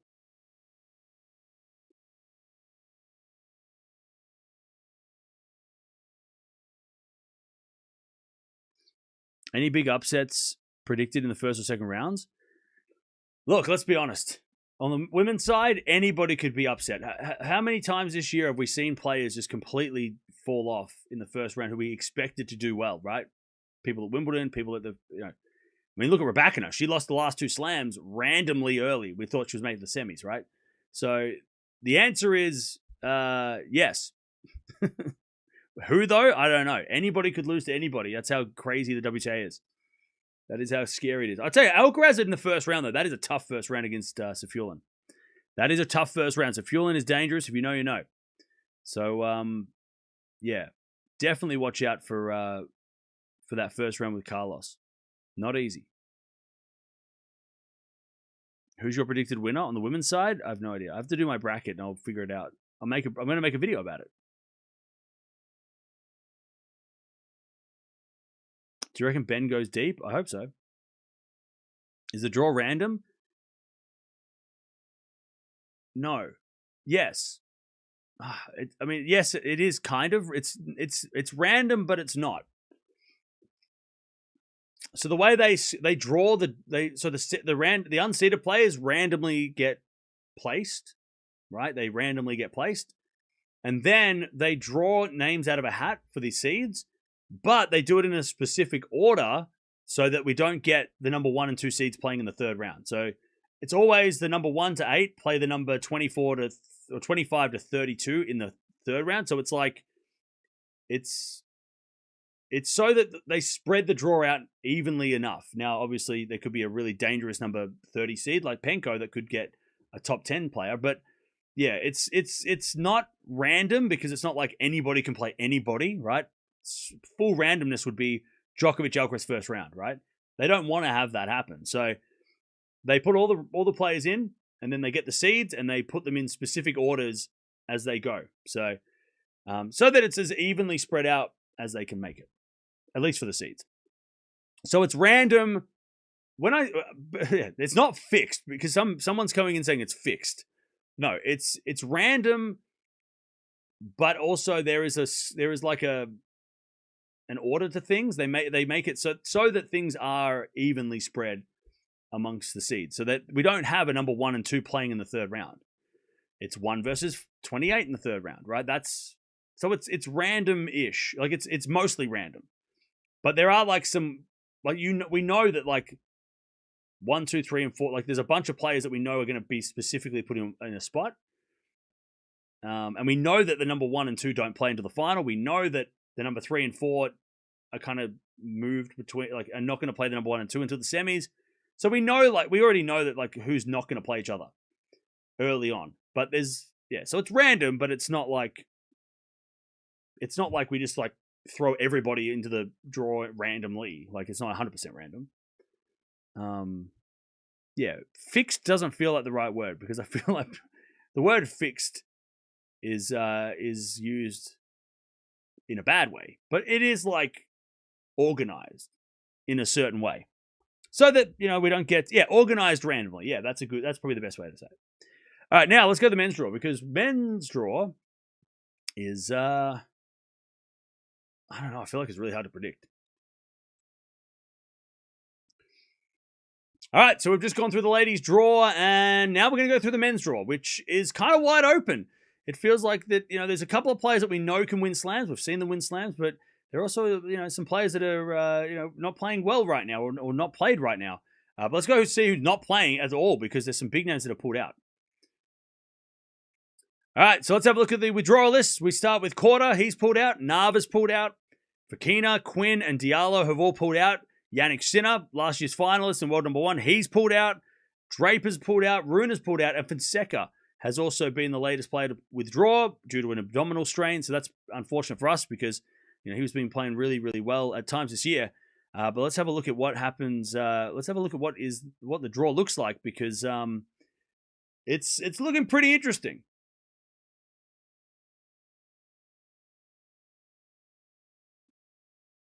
Okay, so we've got 32 seeds in this one, and no one gets a bye in the first round in Grand Slams. They've all got to play every match, starting with Zverev, number 1 seed, and the French Open champion, so, and finals of Wimbledon.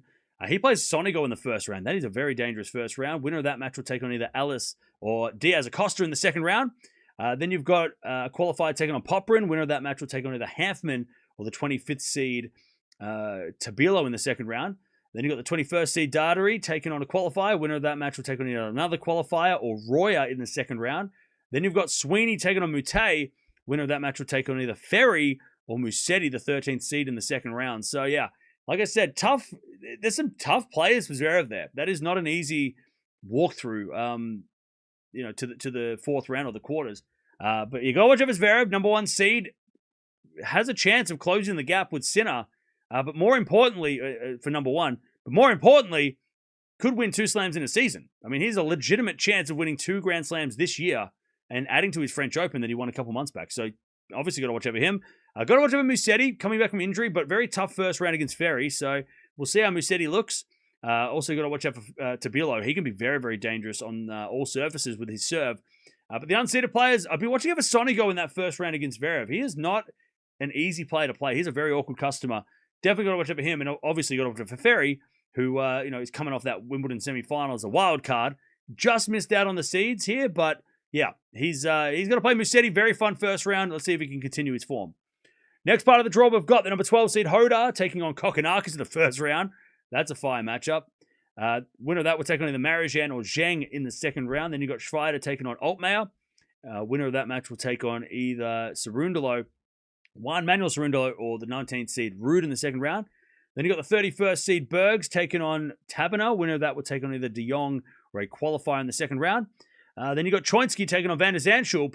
Winner of that match will take on either a qualifier or the number 6 seed Demonor in the first round or second round. So, yeah, this is an interesting draw. It doesn't feel as sketchy as the Zverev section, but yeah, there are obviously some players there that are very, very dangerous. You got to watch out for Demon. I feel like he's got a decent draw to make it to the quarters. It's not the worst draw. He's definitely had worse draws in Grand Slams, but I feel like he's got an opportunity. Whether he takes it or not, we'll find out. Also got to watch out for Hodar. We know how dangerous he's been over the last 6 months. Has a chance of making top 10 as well if he does well here. So he's got a lot to play for. Then you've also got to watch out for Bergs and Ruud. Ruud's coming in injured. Bergs is super dangerous though, so keep an eye on both of them. But the unseeded players, I'd be watching out for Van der Zandschulp. He's had some massive wins here in America over the past, and obviously here as well. He beat Alcaraz a few years back, so definitely got to watch out for him. And I'll be watching out for Zheng, the wild card from America. He's also been, somebody. Well, they're giving him a wild card, so they definitely give him, they're going to give him a chance to prove himself. But yeah, he was a really good college player, so definitely got to watch out for him as well. Next part of the draw, we've got the number 3 seed FAA, Auger-Aliassime. He takes on Hijikata in the first round. Winner of that will take on either Buracharger or Hashanov in the second round. Then you got Molchan taking on Bonzi. Winner of that match will take on either Giron or the number 32 seed Bruzet in the second round. Then you got the number 17 seed Menchik takes on a qualifier. Winner of that match will take on either another qualifier or Pirikar in the second round.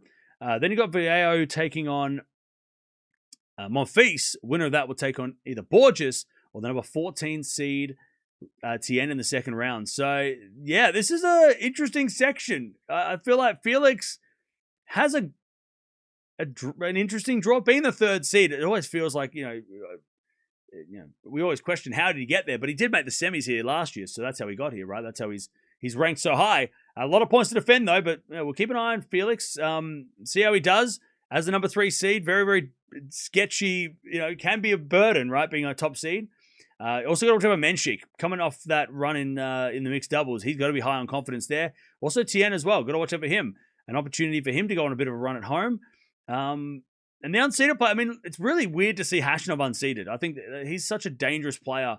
And being unseeded against FAA in the second round, I would not be surprised if he won. I think he made a semi here once. So, yeah, could be very dangerous. And also Monfils playing his last Grand Slam of his career. So definitely got to watch out for him as well. And I'm sure he wants to go out with a bang and show us what he's still got at his age. So definitely got to watch out for him as well.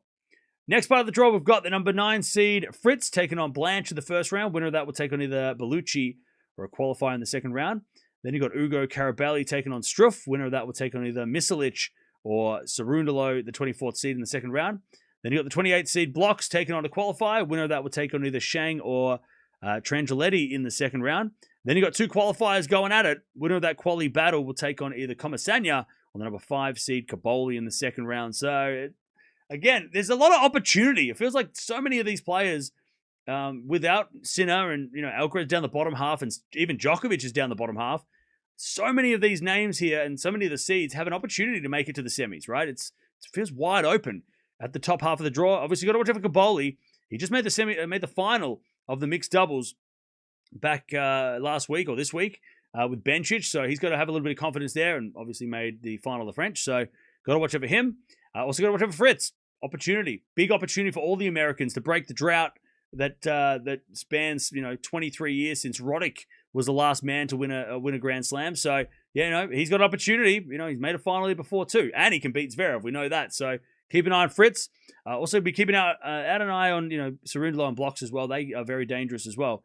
But yeah, it's going to be interesting. The unseeded players, I don't know. I mean, it seems like less unseeded players to worry about here, but the qualities haven't been placed yet. But Blanche, watch out for him. He's a good young player, and against Fritz, will be fun to see him get an opportunity to show his skills on a big stage, because I'm sure they'll put Fritz on one of the center courts. Bottom half of the draw, we've got the number 7 seed Medvedev. He takes on a qualifier in the first round. Winner of that match takes on either Gorzny or Collignon in the second round. Then you got Munar taking on Atman. Winner of that will take on either Shimabukuro or the 26th seed Rinderknecht in the second round. Then you got the 22nd seed Vachereau taking on Kovacevic. Winner of that match will take on either Majchak or Medvedovic in the second round. Then you've got Vukic taking on a qualifier. Winner of that will take on either Dam or the number 11 seed Tiafoe in the second round. Of course, Foe is coming off the Cincy final. He is a little bit injured though, Foe, coming out of that final. So we'll see whether or not he's recovered from that. You've obviously got to watch over Medvedev. Has not been in good form lately, but he has no points to lose here. He had a bad US Open last year. He lost the first round. So opportunity to gain some points and keep himself in that top 10. And but I mean, he's a former champion, so we expect lots from him, but not easy based on his form. Also got to watch out for Foe. Very big opportunity. Just like Shelton, just like Fritz, all those guys, all the Americans. There's a massive opportunity to win a Grand Slam, as there was a massive opportunity in Cincinnati to win a 1,000. So we'll see if he can take that. You got to watch out for the cousins, Vachereau and Rinderknecht as well. Very dangerous players. We know how dangerous they can be with their big serves on these kind of courts. So yeah, those are the players I'll be watching out for. For the unseeded players, I don't know. I mean, let me know in the comments below if you're watching this later. If there's any dangerous unseeded players. I mean, Atman, maybe with his serve, he could be a bit of a problem there as well. So yeah, maybe chuck him in there. But yeah, it feels like the unseeded players are a little less dangerous. But then again, maybe it's because the seeds are all, besides Foe, who's in form, everybody's sort of, it's a bit random maybe this section. Next part of the draw, we've got the number 16 seed Nakashima. He takes on Baez in the first round. Winner of that match will take on either Mickelson or a qualifier in the second round. Then you've got Morita taking on Fucsovics. Winner of that will take on either Cilic or the number 23 seed Rublev in the second round. And that is a crazy first round. Rublev, very tough draw after making a good run at the mixed doubles. Then you've got the 27 seed Echeverry taking on Capriva. Winner of that will take on either Landa Luce or a qualifier in the second round. Then you've got Berrettini versus Wawrinka. What a first round. But get this. Winner of that will take on either Navone or Djokovic, the number 4 seed in the second round. So Djokovic has got to play either Berrettini or Wawrinka in the second round. It's unless one of them withdraw, that's who he's going to play if he wins his first round, Djokovic. So a lot of fun matches in the first couple of days in this section, especially with that Rublev match as well. So yeah, really fun. But you got to watch over Djokovic.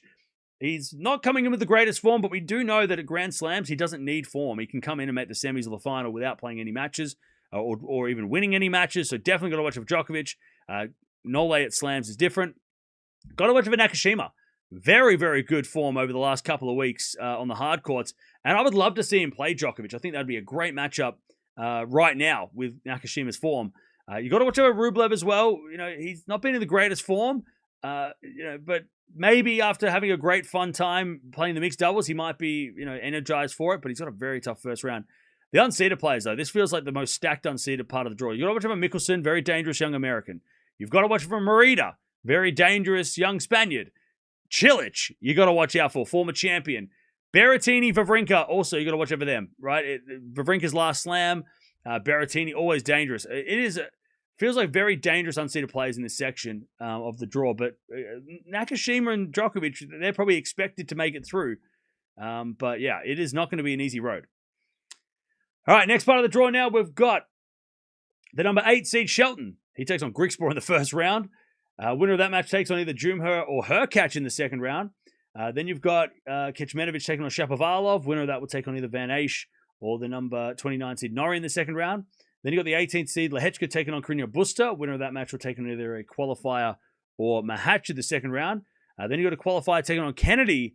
Winner of that match will take on either Tsitsipas or the number 10 seed Feast in the second round. So, yeah. That's a crazy draw, and there's some crazy matches there as well. First round, I mean, the bottom half of the draw has the best first round matches, I think, of the whole draw. The bottom half is definitely the sketch, like probably the scarier part of the draw. Obviously, got to watch out for Shelton, won Canada. Also, got to watch out for Feast, who won Cincy. So the two guys that have won the warm-ups, the big warm-ups, are in the same area of the draw. They could play each other in the fourth, and they're friends. So I'm sure if they did play each other in a fourth round, it'd be a friendly battle and probably a 5-set battle too. So I kind of really want to see that. But they've got so many players they're going to get through before we can even consider that. Obviously, got to watch out for Lehechka and Norrie. Very dangerous on hard courts at their when they're playing well. But the unseeded players, watch out for Griekspoor. That first round match against Shelton is very, very dangerous for Shelton. Also got to watch out for Hurkacz. Second round matchup for Shelton, very, very dangerous. And of course, you got to watch out for Tsitsipas against Feast. Now, based on recent form, you'd say Feast wins. But Tsitsipas, I think, has just got Mouratoglou back, or he's working with Mouratoglou again. So that could be interesting to see what happens there. But yeah, this is going to be a really fun section to work through, and some really great matches, possibly, from the second round and beyond. And the bottom part of the draw now, we've got the number 15 seed Bublik. He takes on Wolf in the first round.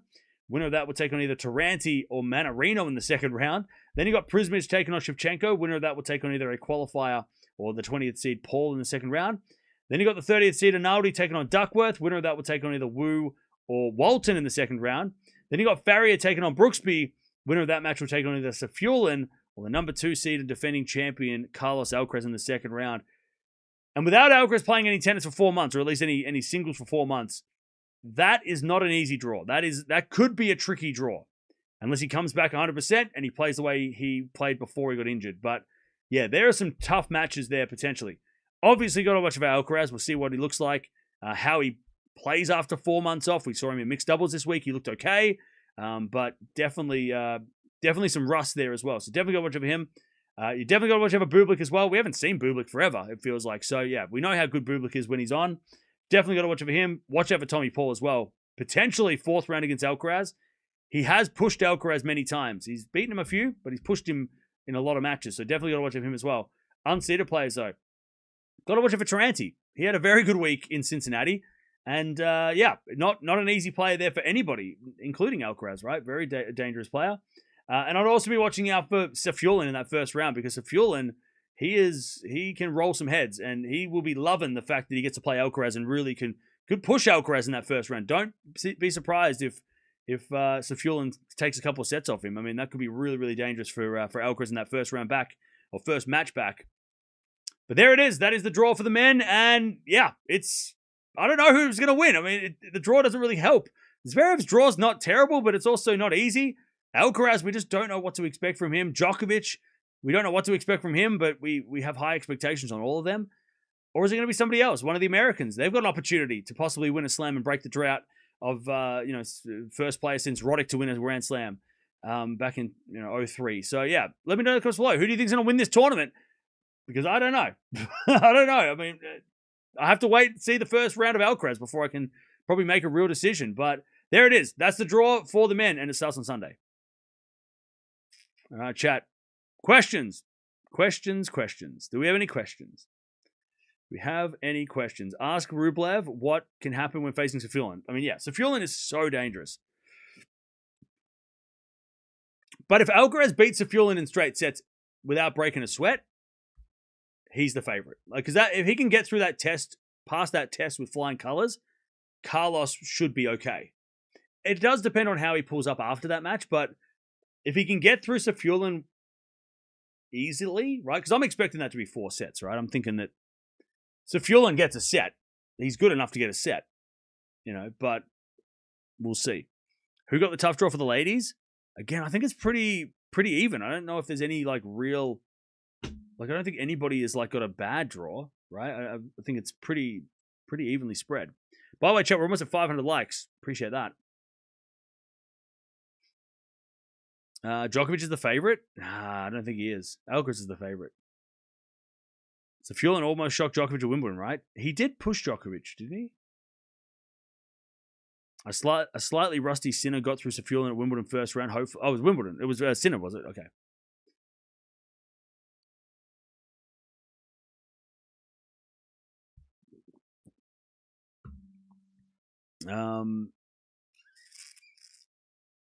If Djokovic reaches the semis, he will be 100 wins at Grand Slams. He will have 100 wins at Grand Slams at all Grand Slams now. Nice. Well, it's a long way to the semis, so keep that in mind. It's not. It's got a long. Everyone. No, we can't even really predict the semis at this stage because there's so much going on.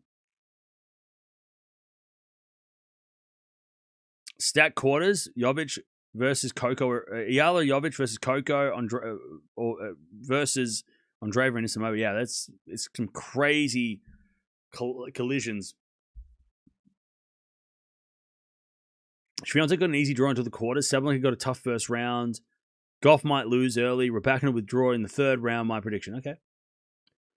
Yeah, Greek sports dangerous for Shelton for sure. I'm just not completely sold on Alcaraz's injury on Carlos with him coming off an injury. Yeah, yeah. See, the thing is that like I'm the same with Alcaraz. I'm like, I would pick him if he had played a warm up and I'd seen him play singles. The mixed doubles, yes, he played well in the second match. The first match he looked hella rusty. Yeah, I don't know. It's so hard to know what to like. Like I said, if he beats Safiullin in straight sets and pulls up okay afterwards, like if he doesn't come up injured the next day, then I would say that he makes it to the quarterfinals and plays Feast or Shelton. And then we can start talking about, okay, well, how then we can review the first matches and all that. But I need to see something from him. We've seen nothing. It's so hard to like. He could win the whole thing, but he also could lose. Like we don't know yet, right? We're so it's Alcaraz is it's so hard to know because we know we have. I mean, look, people are going to be like, oh, but Djokovic and Federer and Nadal can come off months of no play and win. Yeah. But we haven't seen Alcaraz do that yet, right? We haven't seen Alcaraz come into a slam with 6 months off and win. We haven't seen that yet. So we don't know if that's what he can do. Those guys did it, right? Those guys came in with no preparations and won. But they also didn't have wrist injuries. So, yeah, I don't know. The first match of Alcaraz will be super important for everybody's prediction, I think.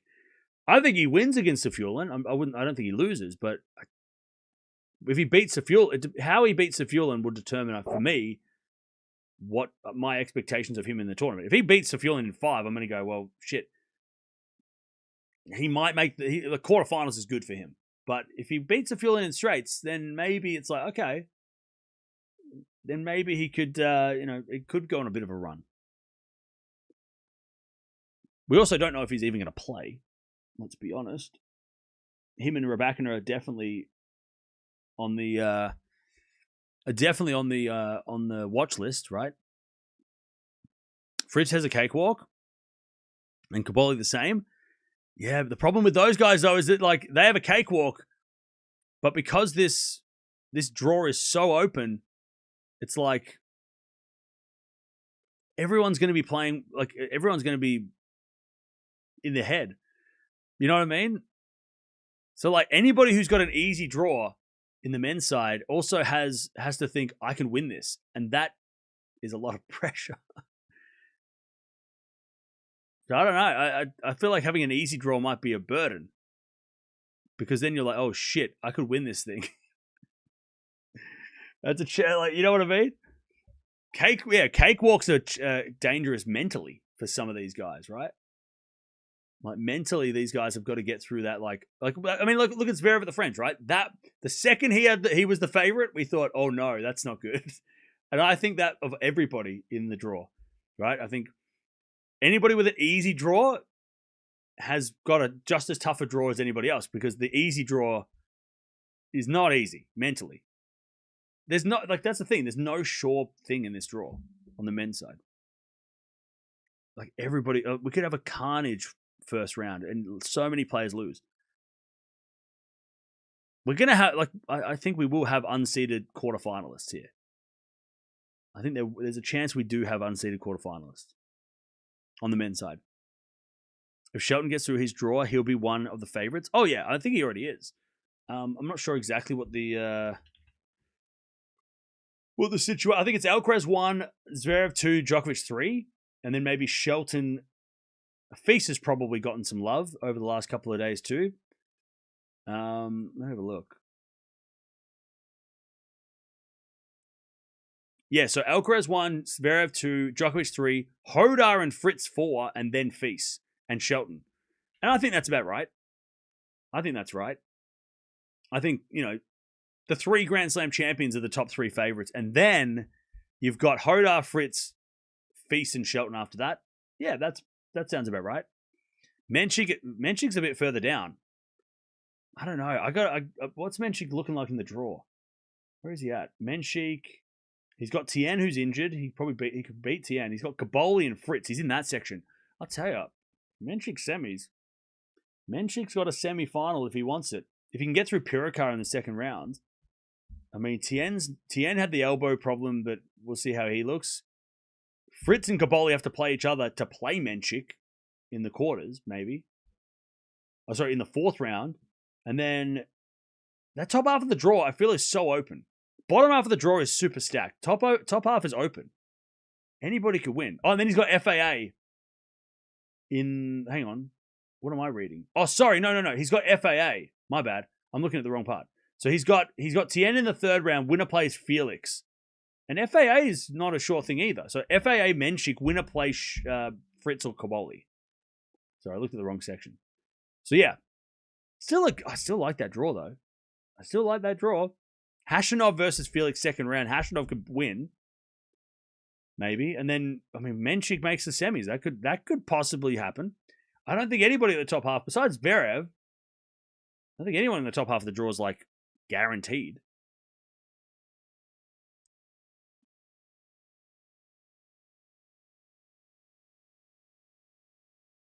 Yeah, there's no guarantee that that TM beats Borges. You're right. Borges could beat him for sure.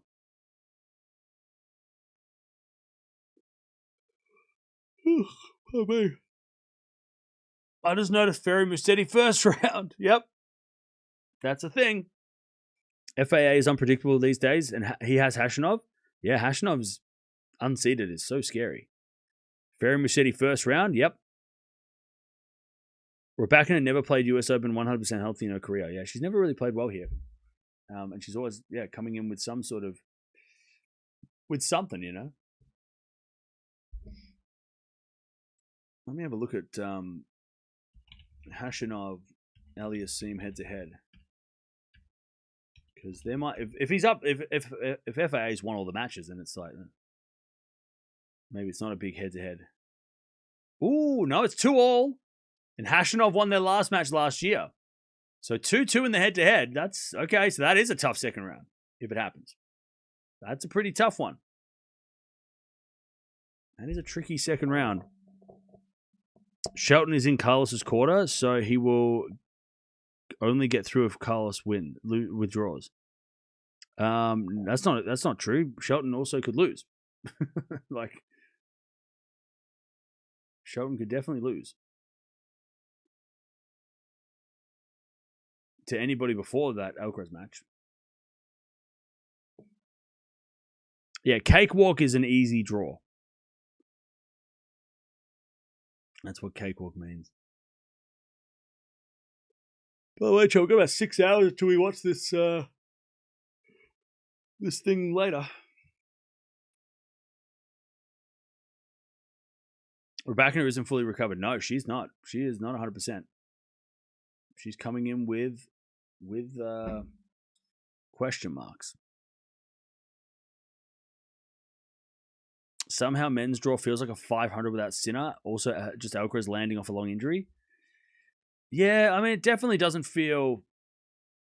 it feels like that because we haven't had other players win enough slams. On the women's side, even if Sabalenka pulls out, we still got a really good draw, Or if Raducanu pulls out, it's still awesome.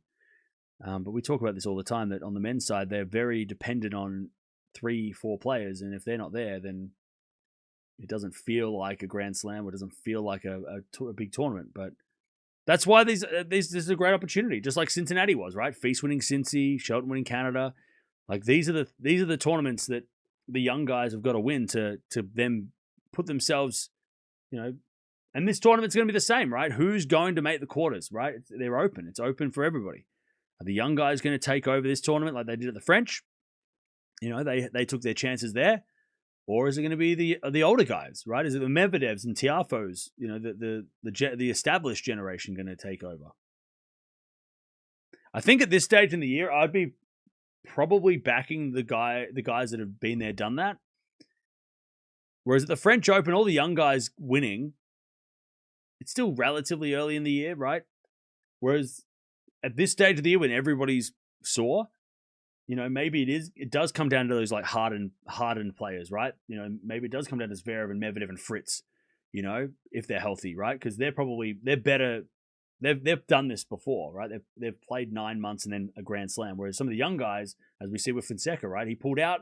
Tien's it seemed like he had an injury last week. Some of the young guys might be just, at their limits at this point. They might be tired at this point. So, yeah, we'll see.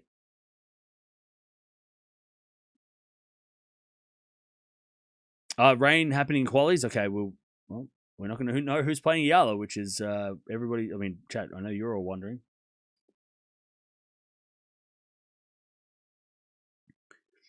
We need to see Alcaraz play first. Yeah, it's so like. Yeah, this is what's so frustrating, that Alcaraz didn't play any singles warm-ups, because nobody can answer the question about Alcaraz like with any certainty. No one, except for his team. Like no one, anybody who's going to say that Alcaraz is like going to do this or that has no idea, because no one does. No, we don't know how he's going to react. We don't know how he's going to look. We don't know how is he going to be. He might feel great, but he plays terrible because he hasn't played for 4 months. He might play great for one match, and then he's out, and then his wrist hurts, and then he can't play the second match because he's injured again. Like, you know what I mean? Like, there's just so many things. Or he's fine. Like, we don't know. There's just so many variables. And training doesn't. I mean, training footage is is misleading, because he could have trained for 10 minutes, but he filmed it. So everyone's like, oh, but he looked good for 10 minutes. Yeah, but then what happened? Like, we just have no idea, right? We're going in so blind with Alcaraz. We do know that Alcaraz at his best is the best player he's unbeatable, right? So we know what he can do. We know, but we just don't know if we're going to see that guy. Who is he going to be, that Alcaraz, or going to be another Alcaraz? But we'll find out. We'll find out. We will find out.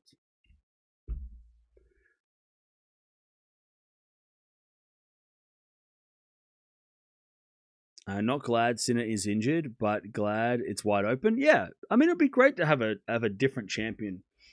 Yeah, it'd be awesome if Feast or Hodar or someone like that won. Or Menchik, right? It'd be awesome. It would spice things up a little bit going into next year.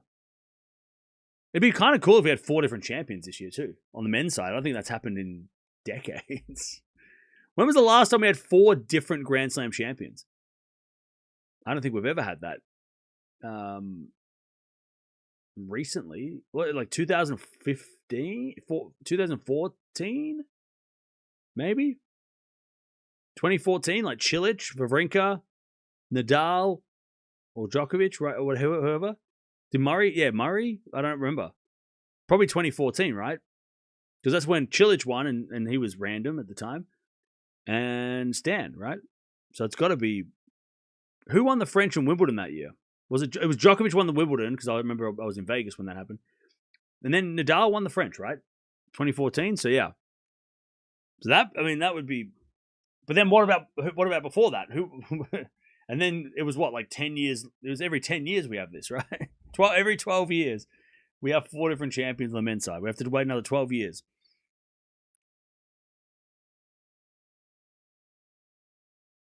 We could. I mean, look, we've had multiple different champions on the women's side over the last couple of years.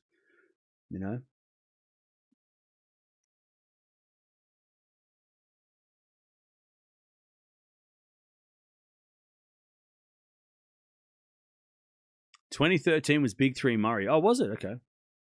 No, it wasn't. Federer didn't win in 2013, did he? Oh, 2012. Oh, 2012. Okay.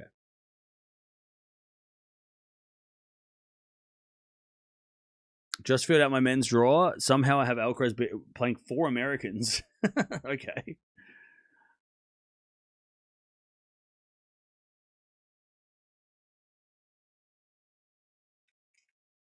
Who is the best to win for tennis sake? We need a superstar to emerge on both. I don't think we need a superstar to emerge on the women's side. We've got many of those. I think on the women's side, we need, for the tournament to be a success, I think we need good matches. It doesn't matter who wins as long as it's like someone in the top 10 or 20. But I think if for the tournament, for the ladies to be a success, I think we need those top clashes that we've been getting, right? It's not like we've had a random draw that much. Like we've had some really good clashes over the last couple. So I think for the tournament of the ladies to be a success, we just need to have some really high profile, because there's already superstars. We don't need superstars. They've got plenty. On the men's side, either Alcaraz comes back and wins, which would be one of those great stories of like, hey, he didn't play for 4 months and he came back and it was like he never left, right? That would be great. Djokovic 25, obviously great. Zverev winning 2 slams in a season would be crazy, but that would be a story. Or an American. Or what I would like would be one of the young guys to win. So Fils, Tien, Menchik, right? If one of those guys won, Hodar, I want that. I mean, look, you can get an American and a young player to win if it's, Tien winning the whole thing. But yeah, I think on the men's side, for it to be a success, one of those things has to happen. If Djokovic gets 25, no brainer. If Alcaraz comes back from injury and wins, it would be one of those iconic, 2022 Nadal, 2020, 2017, whatever it's Federer, coming off injury and then picking up where he left off, right? If Zverev wins 2 slams in a season would be insane. Nobody would have picked that at the start of the year. And if an American breaks the drought, I think that'd be great for American tennis, right? If none of those things happen, and I don't know, Medvedev wins, I mean, that wouldn't be bad either. But I think I want a young player to win, a new young player to win. So that way we go into next year going, Sinner comes back, hopefully, Alcaraz looks better, and then we've got like Hodar as a champion, right? Or, Menchik as a Grand Slam champion, which is going to be a whole different look, right? Also, I think it just gives belief to those young guys as well, going, oh, well, if he can win one, so can I. And then next year, all the young guys have even more hunger and believe even more that they could do it because somebody in their class, right, has done it, right? So, yeah. But anyways, it's going to be fun. I think the US Open is going to be really interesting. There's going to be I feel like there's going to be a lot of upsets. I think there's going to be there could be a lot of randomness, which people hate, but I think it's fun.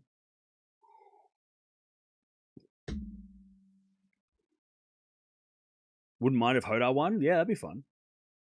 Pegula and Shelton would be great. That would be epic. If 2 Americans won, that'd be kind of crazy. 2 Americans winning would be huge. Well, that would be huge. I think the ladies need new champion as well. I mean, I don't think so. I don't think that the ladies need a new champion. I think the fun part about the women's side is that we've got 4 players all playing for number 1. That's the fun part.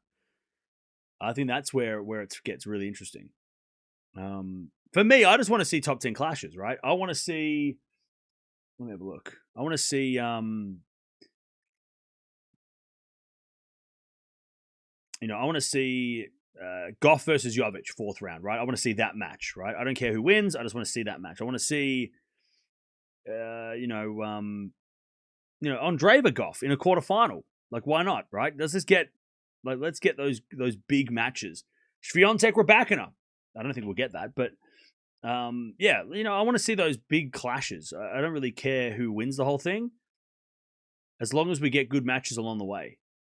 And there's a lot of potential to have that, right? I would love to see Sabalenka Noskova quarterfinal, right? That'd be really fun. Svitolina Mukova fourth round is fun, right? Like that. Those are the things I want to see. If we can get some of those, I don't care who wins. I don't need a new young player to win on the women's side. On the men's side, I'd prefer it to be a new player, new champion, just like we had in Cincy.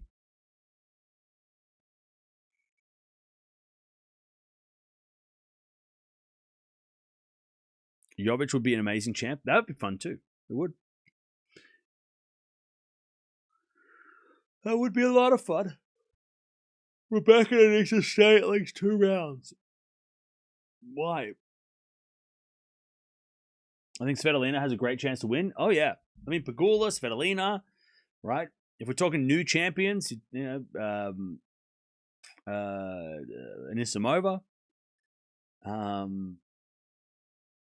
Mukova, right? There's a lot of players that are in the running for being a new champion. There's not too many left, though. There's a lot of players that have already won slams. Most of the top 10 have won a slam, so. But yeah, there is still some left. Explain the draw. I've already gone through it in detail. Go rewind the stream. I'm still surprised at the lack of hype around Jovic. Yeah, me too. I think it's just because they don't need to have her. She's not like the savior of tennis. You know what I mean? Like the hype that comes around, especially in Australia, right? I can speak from here, is that we don't have many top players. So when we get one, we put we're like, you are here to save tennis. Whereas on the women's side, there's so many Americans, they don't need saving. Plus, also the Americans have done well lately anyway. You got Keys, you got Gauff, you got Pegula, you got Anisimova, you got Navarro, you've got Kennan, who's won a slam. You've got all these players. Venus is still there. Like there's no need for Jovic to come in and like have to win, right? Because there's so many other players. But I'm a little surprised that Jovic doesn't get as much. I think it's because Coco's so young still. So Coco's still like the next player, right? She's been over the last 7 years. It's been like Coco's been the face of American tennis, the next, or the future of American tennis has been, it's kind of like it's behind Gauff. But Goff's only 23, or 22, right? So it's like there's no need to move on from Coco. Coco's still the face of American tennis, There's no need for Jovic to step in and have to help because you still got Coco, right? If Coco dropped down the rankings and had let's say she dropped to 20 because she didn't play for 6 months, then maybe Jovic would get more attention because they'd be, oh shit, no Coco. Okay, who do we have then? And maybe then Jovic would get promoted more as the next young star, but you still got Coco. Jovic unfortunately is probably living in that, at the moment. If Coco loses early at this tournament, though, Jovic might get more attention. But yeah, and I'm not saying it's anyone's it's not Coco's fault that she's getting attention. Like Coco deserves it. She is. I mean, look at the record. She is the best American. She's got 2 slams. No one else has 2 slams in America, right? I mean, she, that's that high ranked. So, but yeah, I think because I also asked that question: why is Jovic not getting more love? But I think it's because. Or at least more. Maybe she gets a lot of love, but maybe it doesn't get as much promotion. I think it's just because there's so many Americans. Doesn't they don't need her to be a star yet. You got Coco. Yeah, Coco's still just getting started, right? Venus is playing doubles with Serena. Do you think Zhang could win a slam? Yeah, I think so. Her serve is ridiculous. Jovic can bring peace to the Balkans. Her mum is Croatian and her dad is Serbian. I know you're joking, so I'm not going to respond. I know you're just kidding. Yeah. I mean, yeah, it's super positive, right? That there's so many players that on the women's side that There's so many Americans that are doing well. It's great for this. I mean, the American tennis has been propped up by the ladies. If it wasn't for the ladies, then the American tennis would be in way worse spot. Now, obviously, Serena was the start of it. You know, sorry, not the start, but she was the one who carried, you know, American tennis through the 2010s when there wasn't too many players. You know, she was dominating, and Venus was thereabouts, but you know, Serena kind of carried tennis between 2010, 2020, and then Gauff come in and Pegula and Anisimova, and they started to pop off at the end of the start of the decade, and now they've taken the mantle with Keys as well. But Serena obviously was the one who carried tennis for so long, and for the ladies and the men, because there wasn't many players on the men's side through the 2010s that were doing well. You know, she carried tennis. If she wasn't winning all those slams to become the greatest of all time, who knows where American tennis would be right now? It'd probably be like Australian tennis, pretty grim and pretty sad. But yeah, chat, any excuse to just pump up Serena. We love Serena. Where is Serena? Have we found her? She's definitely playing doubles with Federer at some stage.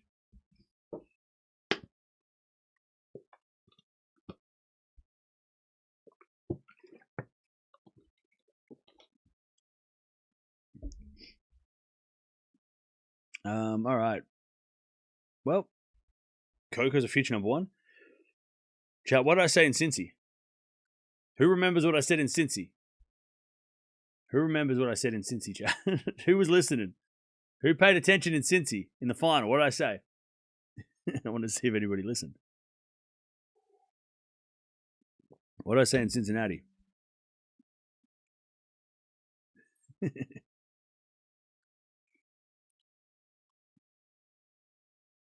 What did I say in Cincy? Anybody remember?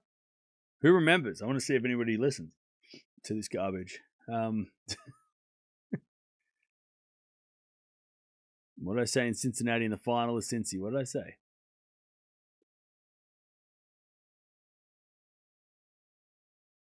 Somebody just said Coco is a future number one. What did I say in Cincy? That you dye your hair if Coco wins. That I definitely didn't say that. Stop lying. You said, hey, chat, like 1,000. Thanks for the 500 likes. Okay, shut up. I said Coco, by the end of the US Open, is number one. And you can clip that. I said Coco was playing like a number one in the final and she'll be number one by the end. And I'm taking all the credit if she is.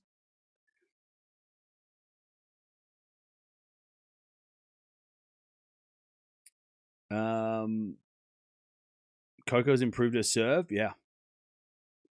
Coco will be number one by the end of 2026. I said at the end of the US Open. So I'm sticking to that. I'm sticking with that. I'm going Coco number one by the end of the Open. Which means I've got to pick her to win, right? I've got to make that prediction, yeah? Just check the weather app. Not looking good. Rest of the day for rain. Oh, that sucks. But we're watching those matches later, which is going to be indoors anyway, so they'll play indoors tonight. But, yeah, that sucks. That sucks that the qualities might get pushed. Cam said I made a video. Well, I always make videos. What I do.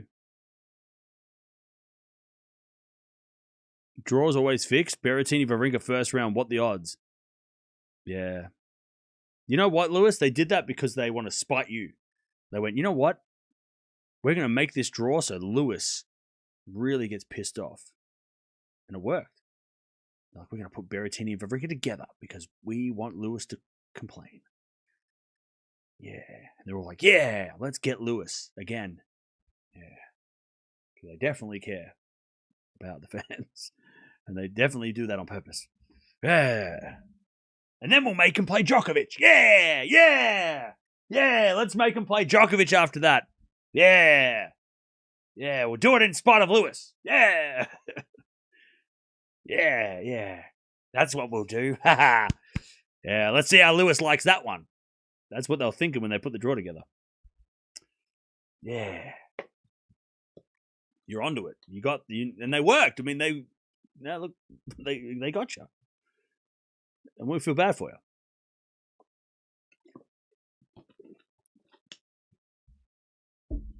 By the way, 2 days ago, Stan wasn't even going to play. So I don't think Craig Tiley was part of the draw because he's part of the USTA, so he doesn't do the draw. That's the he's not the tournament director. He might be in the room, but I don't think he's not the tournament director. Remember, tournament director and the USTA president are two different things. In Australia, it was one thing, which was totally like that's not the thing now. Like we're gonna have he was doing two jobs. He was the president or the CEO of Tennis Australia and the tournament director of Australian Open. That's supposed to be two different people. He's not the US Open tournament director. I think people are getting confused. He's the CEO. Is it the president or the CEO of USTA? And yeah, there is definitely like conversations, but there's a different person who makes the tournament decisions. Like the tournament director, they're the one who control the US Open. Craig Tiley is probably in the room, but he's not the one who makes the decisions. Yet. He's not the tournament director yet. Stan Nole second round. Yeah, that could be fun. Would Medvedev face Dimitrov first round? He could, yeah. Yes, he could. Yes, he could. Oh, no. Dimitrov's the only one through qualies right now because he got a walkover. So he could play Medvedev, yes. Yes, he could.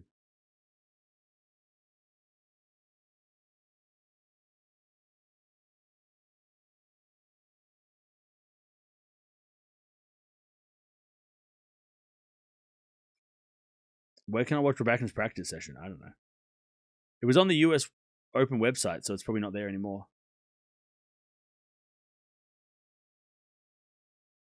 When will matches resume? I don't know. When it stops raining. I'm not watching the quali, so I have no idea. Berrettini played Federer at the French last French Open and Murray at French. Wait, what?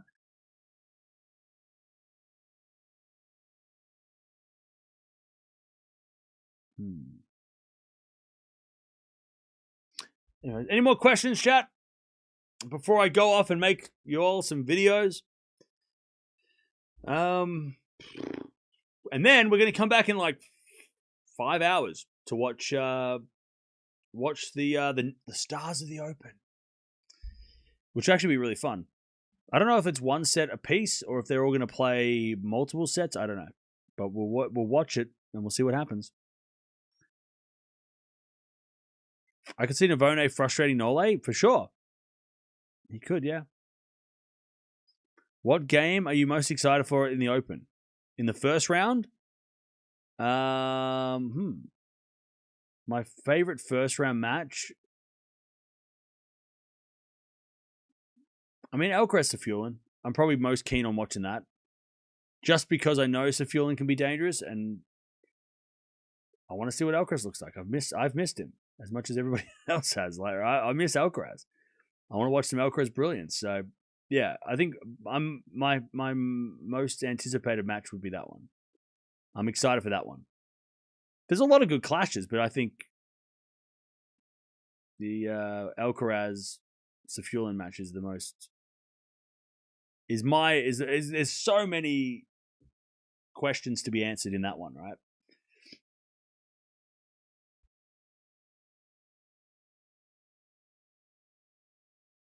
Is there a way to know who Eala's playing for the qualifier? No, there's no way.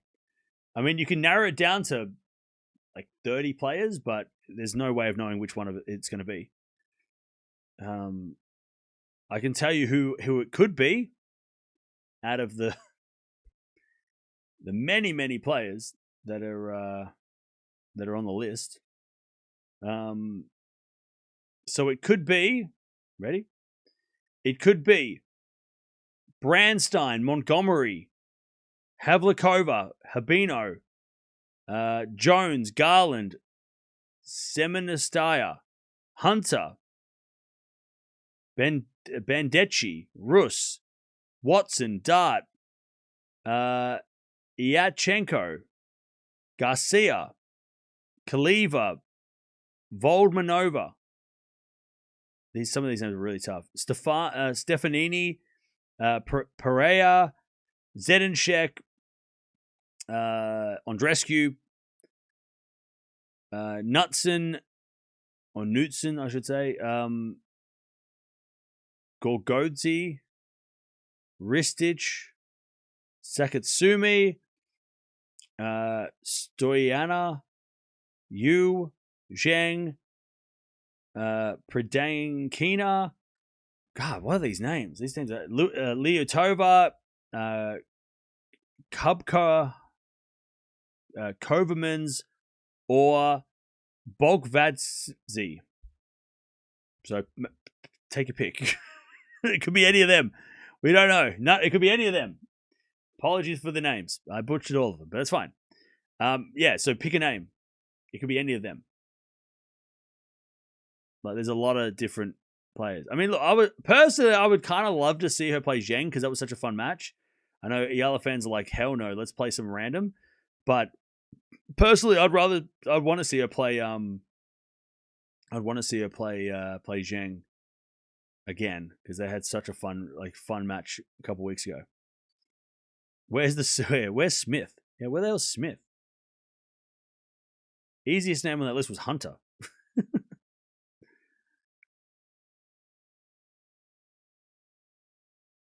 Eala can't play Serena. She's not playing. Serena's not playing.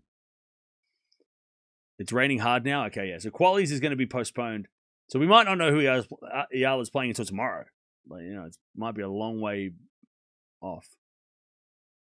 So as long as it's not Leotova and Zheng. I mean, Andrescu is not easy either. Andrescu versus Eala. I love Andrescu. I wouldn't want to see her play Eala, to be honest. If they do play, but yeah. I'd rather Andrescu not play Eala right now. Am I doing a bracket? Yeah, I'll do a prediction on the second channel.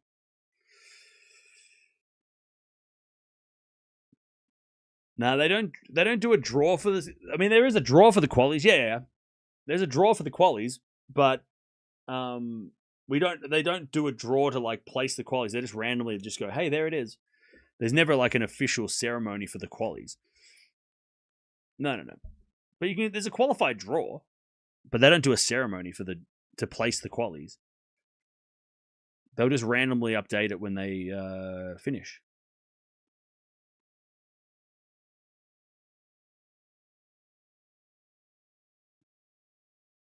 No, they don't do a redraw. When Andrescu won a game last in a main draw, I don't know. Greg's, do you know? Is Greg still here? Raducanu Medvedev forever linked to the 2021 US Open. Yeah. Yep.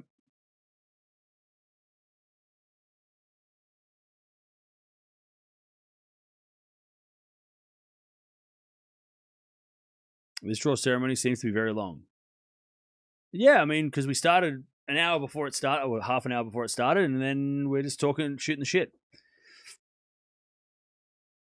Because we got time to do that.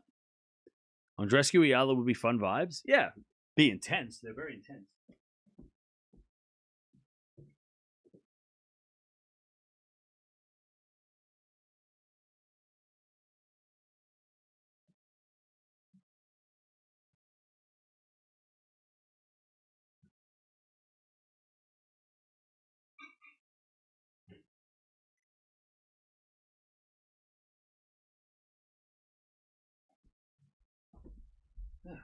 Yeah.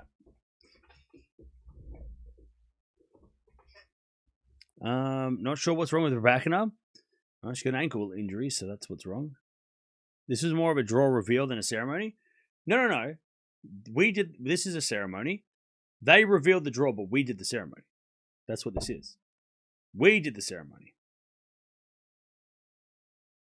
That's why I called it a ceremony, because we're doing the draw ceremony. We did the whole thing. We went through who's to watch out for. We went through the seeds.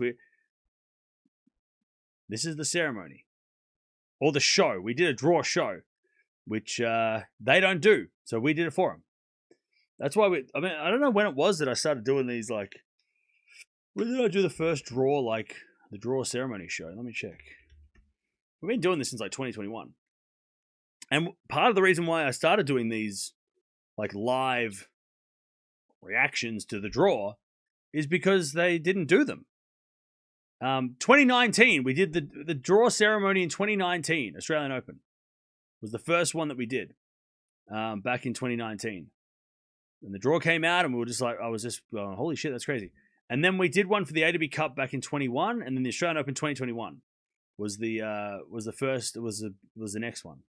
So yeah, we've been doing it for ages, but it's because the tournaments either did them badly or they didn't do them at all. Now they do them, like Wimbledon do them, and Roland Garros and the Australian Open do them, and the US Open still don't.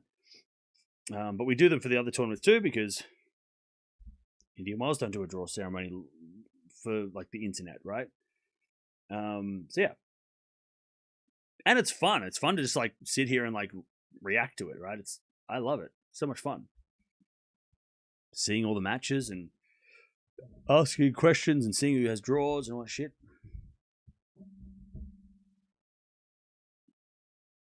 I'm used to defending champions helping with the draw. Yeah, I know, right? I don't know what it is, but they need to get on board with this. They need to get a ceremony going. The last ones to do it, or to not do it.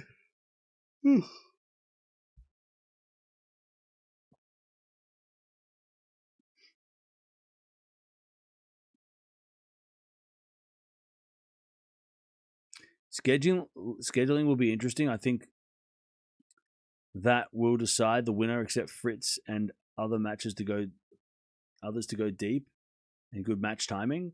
Yeah, we'll see. I don't know. I don't know how they're gonna. I mean, remember the first round goes over 3 days, so we do that again. Yeah. Champions League draw is today. They go on for a bit. They go on far. They go a bit far the other way. What? What do you mean the other way? It's 3 a.m. your time. Talk about commitment. Yeah. Thank you for recognizing that it's 3 a.m. Yep. When actual draw happening? It's already happened. It happened an hour ago. 2 hours. An hour and a half ago. Already happened. Oh, they made the draw far too bloated? Oh, okay. Cam needs sleep. No, I don't. I slept before this. Is the American swing the most devastating for you? No,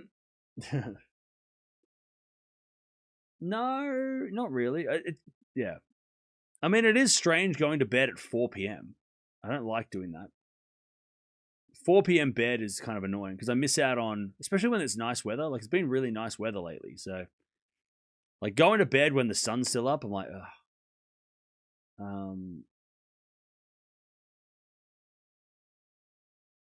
And then waking up at 1 a.m. It's probably the most tiring schedule. Yeah, maybe if that's devastating. Yeah.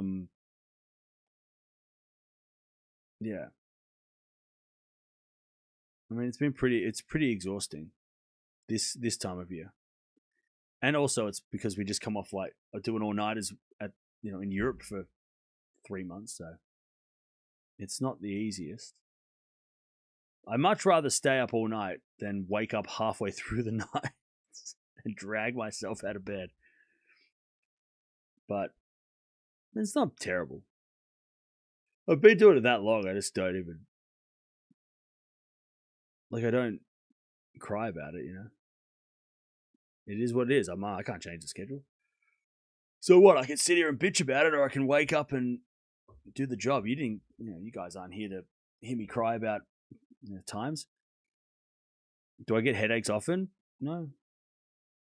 Not really. Never. Not really.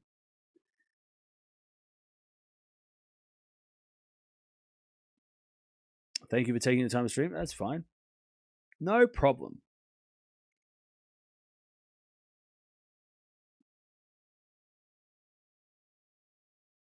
Yeah, I did the women's bracket ages ago, like an hour ago now. Rewind the stream.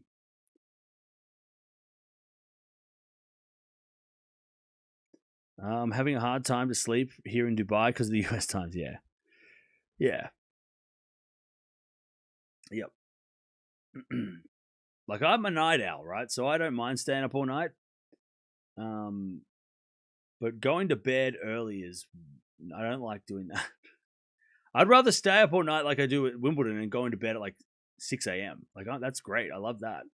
And then just sleep all day and then wake up whenever in the afternoon. But when I like have to force myself to go to bed at like midway through the afternoon, it's like, oh, it's so much harder. It's so much harder. And I don't know if maybe would it be better? I don't know. Maybe would it be better next year to try and stay up all night? But then the matches don't start till midnight, so I'm just gonna be sitting around between like 8 p.m. and midnight doing nothing. Like, there's nothing to. It's a long time to sit around and do nothing, and then go to bed straight after. Nah, because then I'd have to pass out straight after like if the matches finish at 3 p.m. I have to go to bed straight away. That wouldn't make it. That's the same schedule I have now anyway. Yeah. I don't know. Chad, I've been doing this a long time, and I've set my schedule for this. My body knows when it's like, oh, August. Okay, we're in America. All right. So yeah.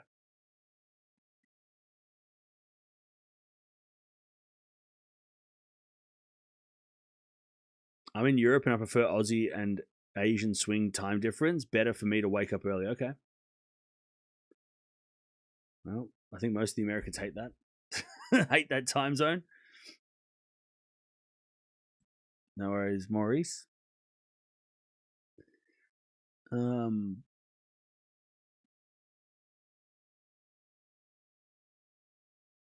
hasn't won yet. Yeah, nobody's won yet. The qualies are still yet to finish. They're still ongoing, so.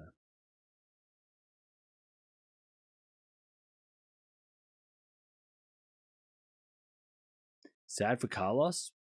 Well, look, he's back, so, you know. Can't be that sad.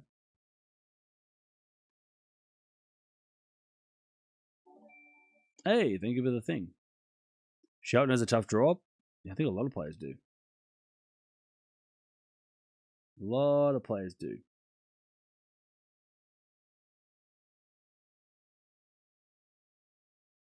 No one has an easy draw. Off the top of my head. I have to go through it again, but it doesn't feel like there's anyone with an easy draw. By the way, chat, we're almost at 5,000 followers on Twitter. So follow me on there if you want to go check out the draw yourself. Or just follow me on there just so we can get that bump up that number. If all the qualifiers win, they're in, but only Grigor, yeah. So what they're going to do is we have to wait for the qualies to finish before they can put them in the draw. They're not going to put Dimitrov in the draw and wait for everybody else to... That's not fair. They're going to... You have to wait for all the qualies to be done, and then they'll put them in the draw. But that might be tomorrow if it's raining today, so they might not be able to do that today. You might have to wait till tomorrow to find out who your player is going to play. So that's just how it is. That's just the way it is.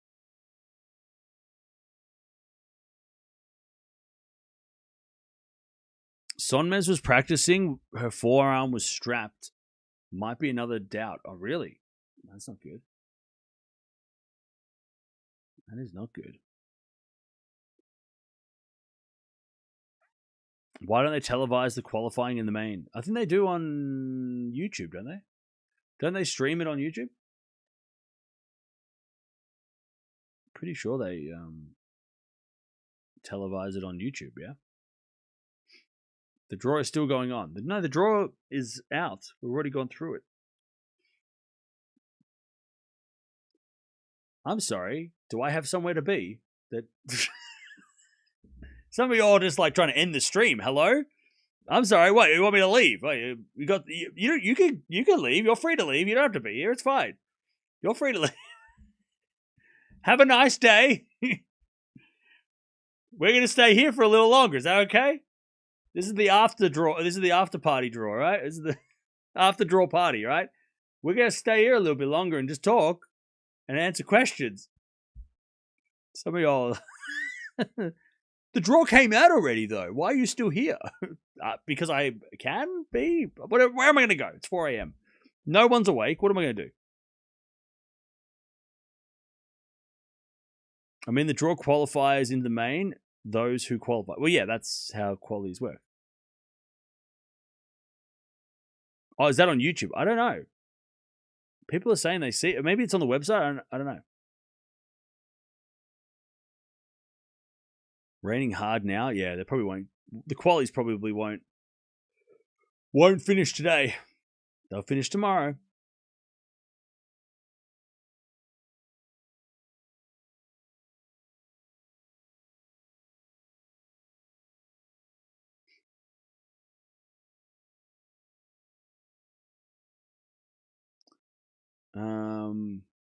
Yeah, the qualities probably don't end today.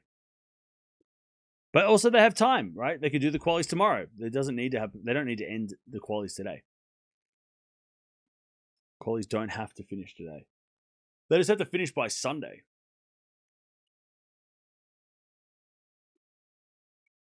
But also tomorrow they've got like 2 stadiums for the roof, so they can play them indoors tomorrow if they need to. It's not on YouTube. Oh, okay. There you go. You can't watch it on YouTube, but you can watch it on TV. If you have a TV and the channel.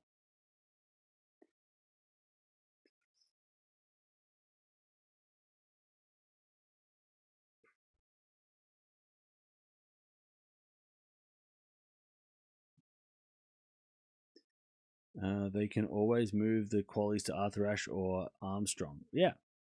They can't do it today, though. They can't do it on Armstrong today. They might start using they can't use Arthur Ashe today, but they could maybe use Louis Armstrong to try and get some done today. They can't use Arthur Ashe, though, because they're doing an exhibition tonight. But yeah, there's an opportunity to use Louis Armstrong today to try and get, or are they already using it? Maybe are they using it already? No, they're using court 5 and 17 and 4, and yeah, they could probably put on some matches on Armstrong just to make it easier for tomorrow.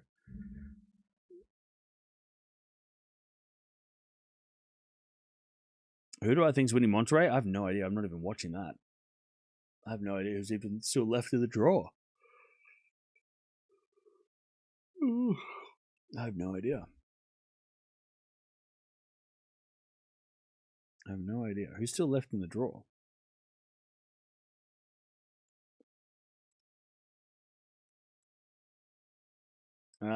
Parks is going to win because I said so. And in Winston-Salem,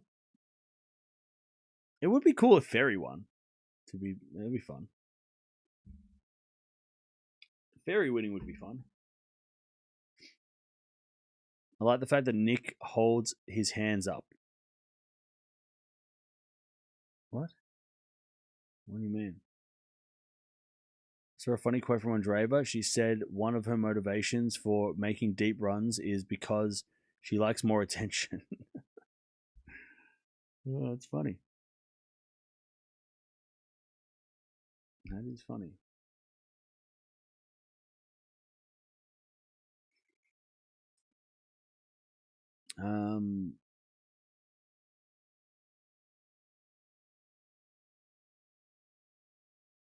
All right. Any last words, chat, before I get out of here? We're going to be back in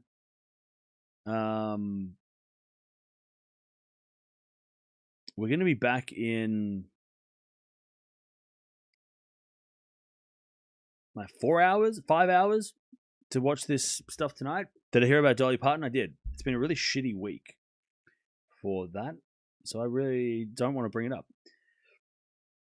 We come here to not be mad and sad. But I did, yes. I think if you were living under a rock, maybe you didn't hear about it. But I also don't really want to bring that into the chat because it's too sad. which is why I ignored it when everybody was spamming it in the chat the other day, because yes, it's sad and it's breaking news, but it's also like, we don't need, yeah. I don't like, we don't need to bring the mood down. As sad as things are, we come here to forget those things. You know what I mean?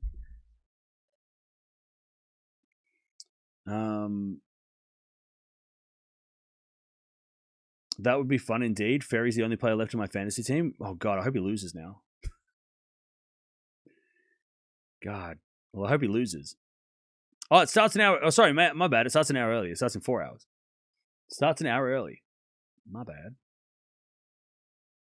Are you sure?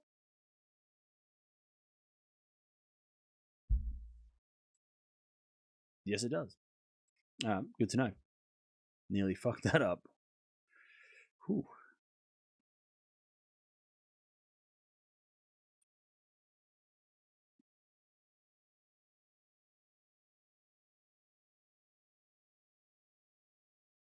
Looks like we could get Balick Eala matchup early. Yeah, like 4th round. Yeah. Zverev has a lucky draw. Sonigo be our hero. Sonigo's not an easy draw. What are you talking about? You don't have a lucky draw. Sonigo's tough. Are you kidding me? No one has an easy draw, really.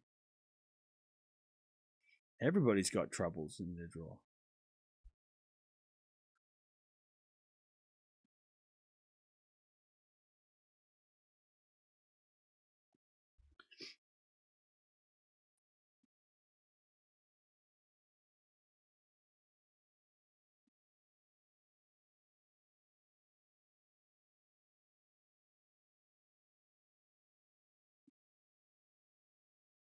Can Kostruk and Islamova be categorized as rising stars?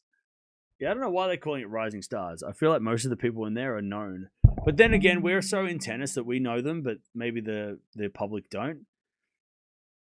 I mean, what qualifies someone as a rising star? Obviously, Eala is going to be there. Tien and Feast and Mickelson, Kaboli, Jovic, they're all rising stars.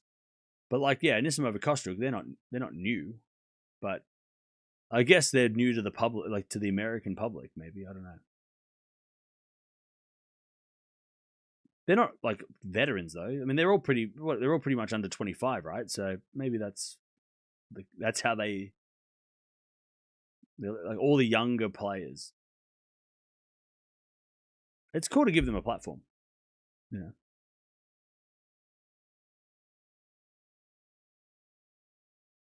As long as the upload video shows Iga with tough draw and thumbnail face, I am good. Yeah, because nobody has a problem with that. No, I've never seen someone complain about Swiatek's tough draw face. Why do you use that photo of Alcaraz all the time? You clicked on the video. That's why I use it, because people click it and then complain about it. So it works. So don't complain about it. Look, I could have put Eala in the thumbnail today, but I didn't. But I could have, but I didn't. I think Shelton would meet Feast or before Alcaraz. Yeah, he plays Feast before Alcaraz. Yes. Yes. They built it as rising stars, I think, before Fonseca put it. Yeah, so it's Fonseca and Eala were the face of this event, and then Fonzie withdrew. I have no update on the rain. It's raining, and it will be pouring, and whatever. There's no update. I'm not watching it. I don't know. Sorry. Any Aussies in the draw going deep? Demonor has a draw. He could make the quarters.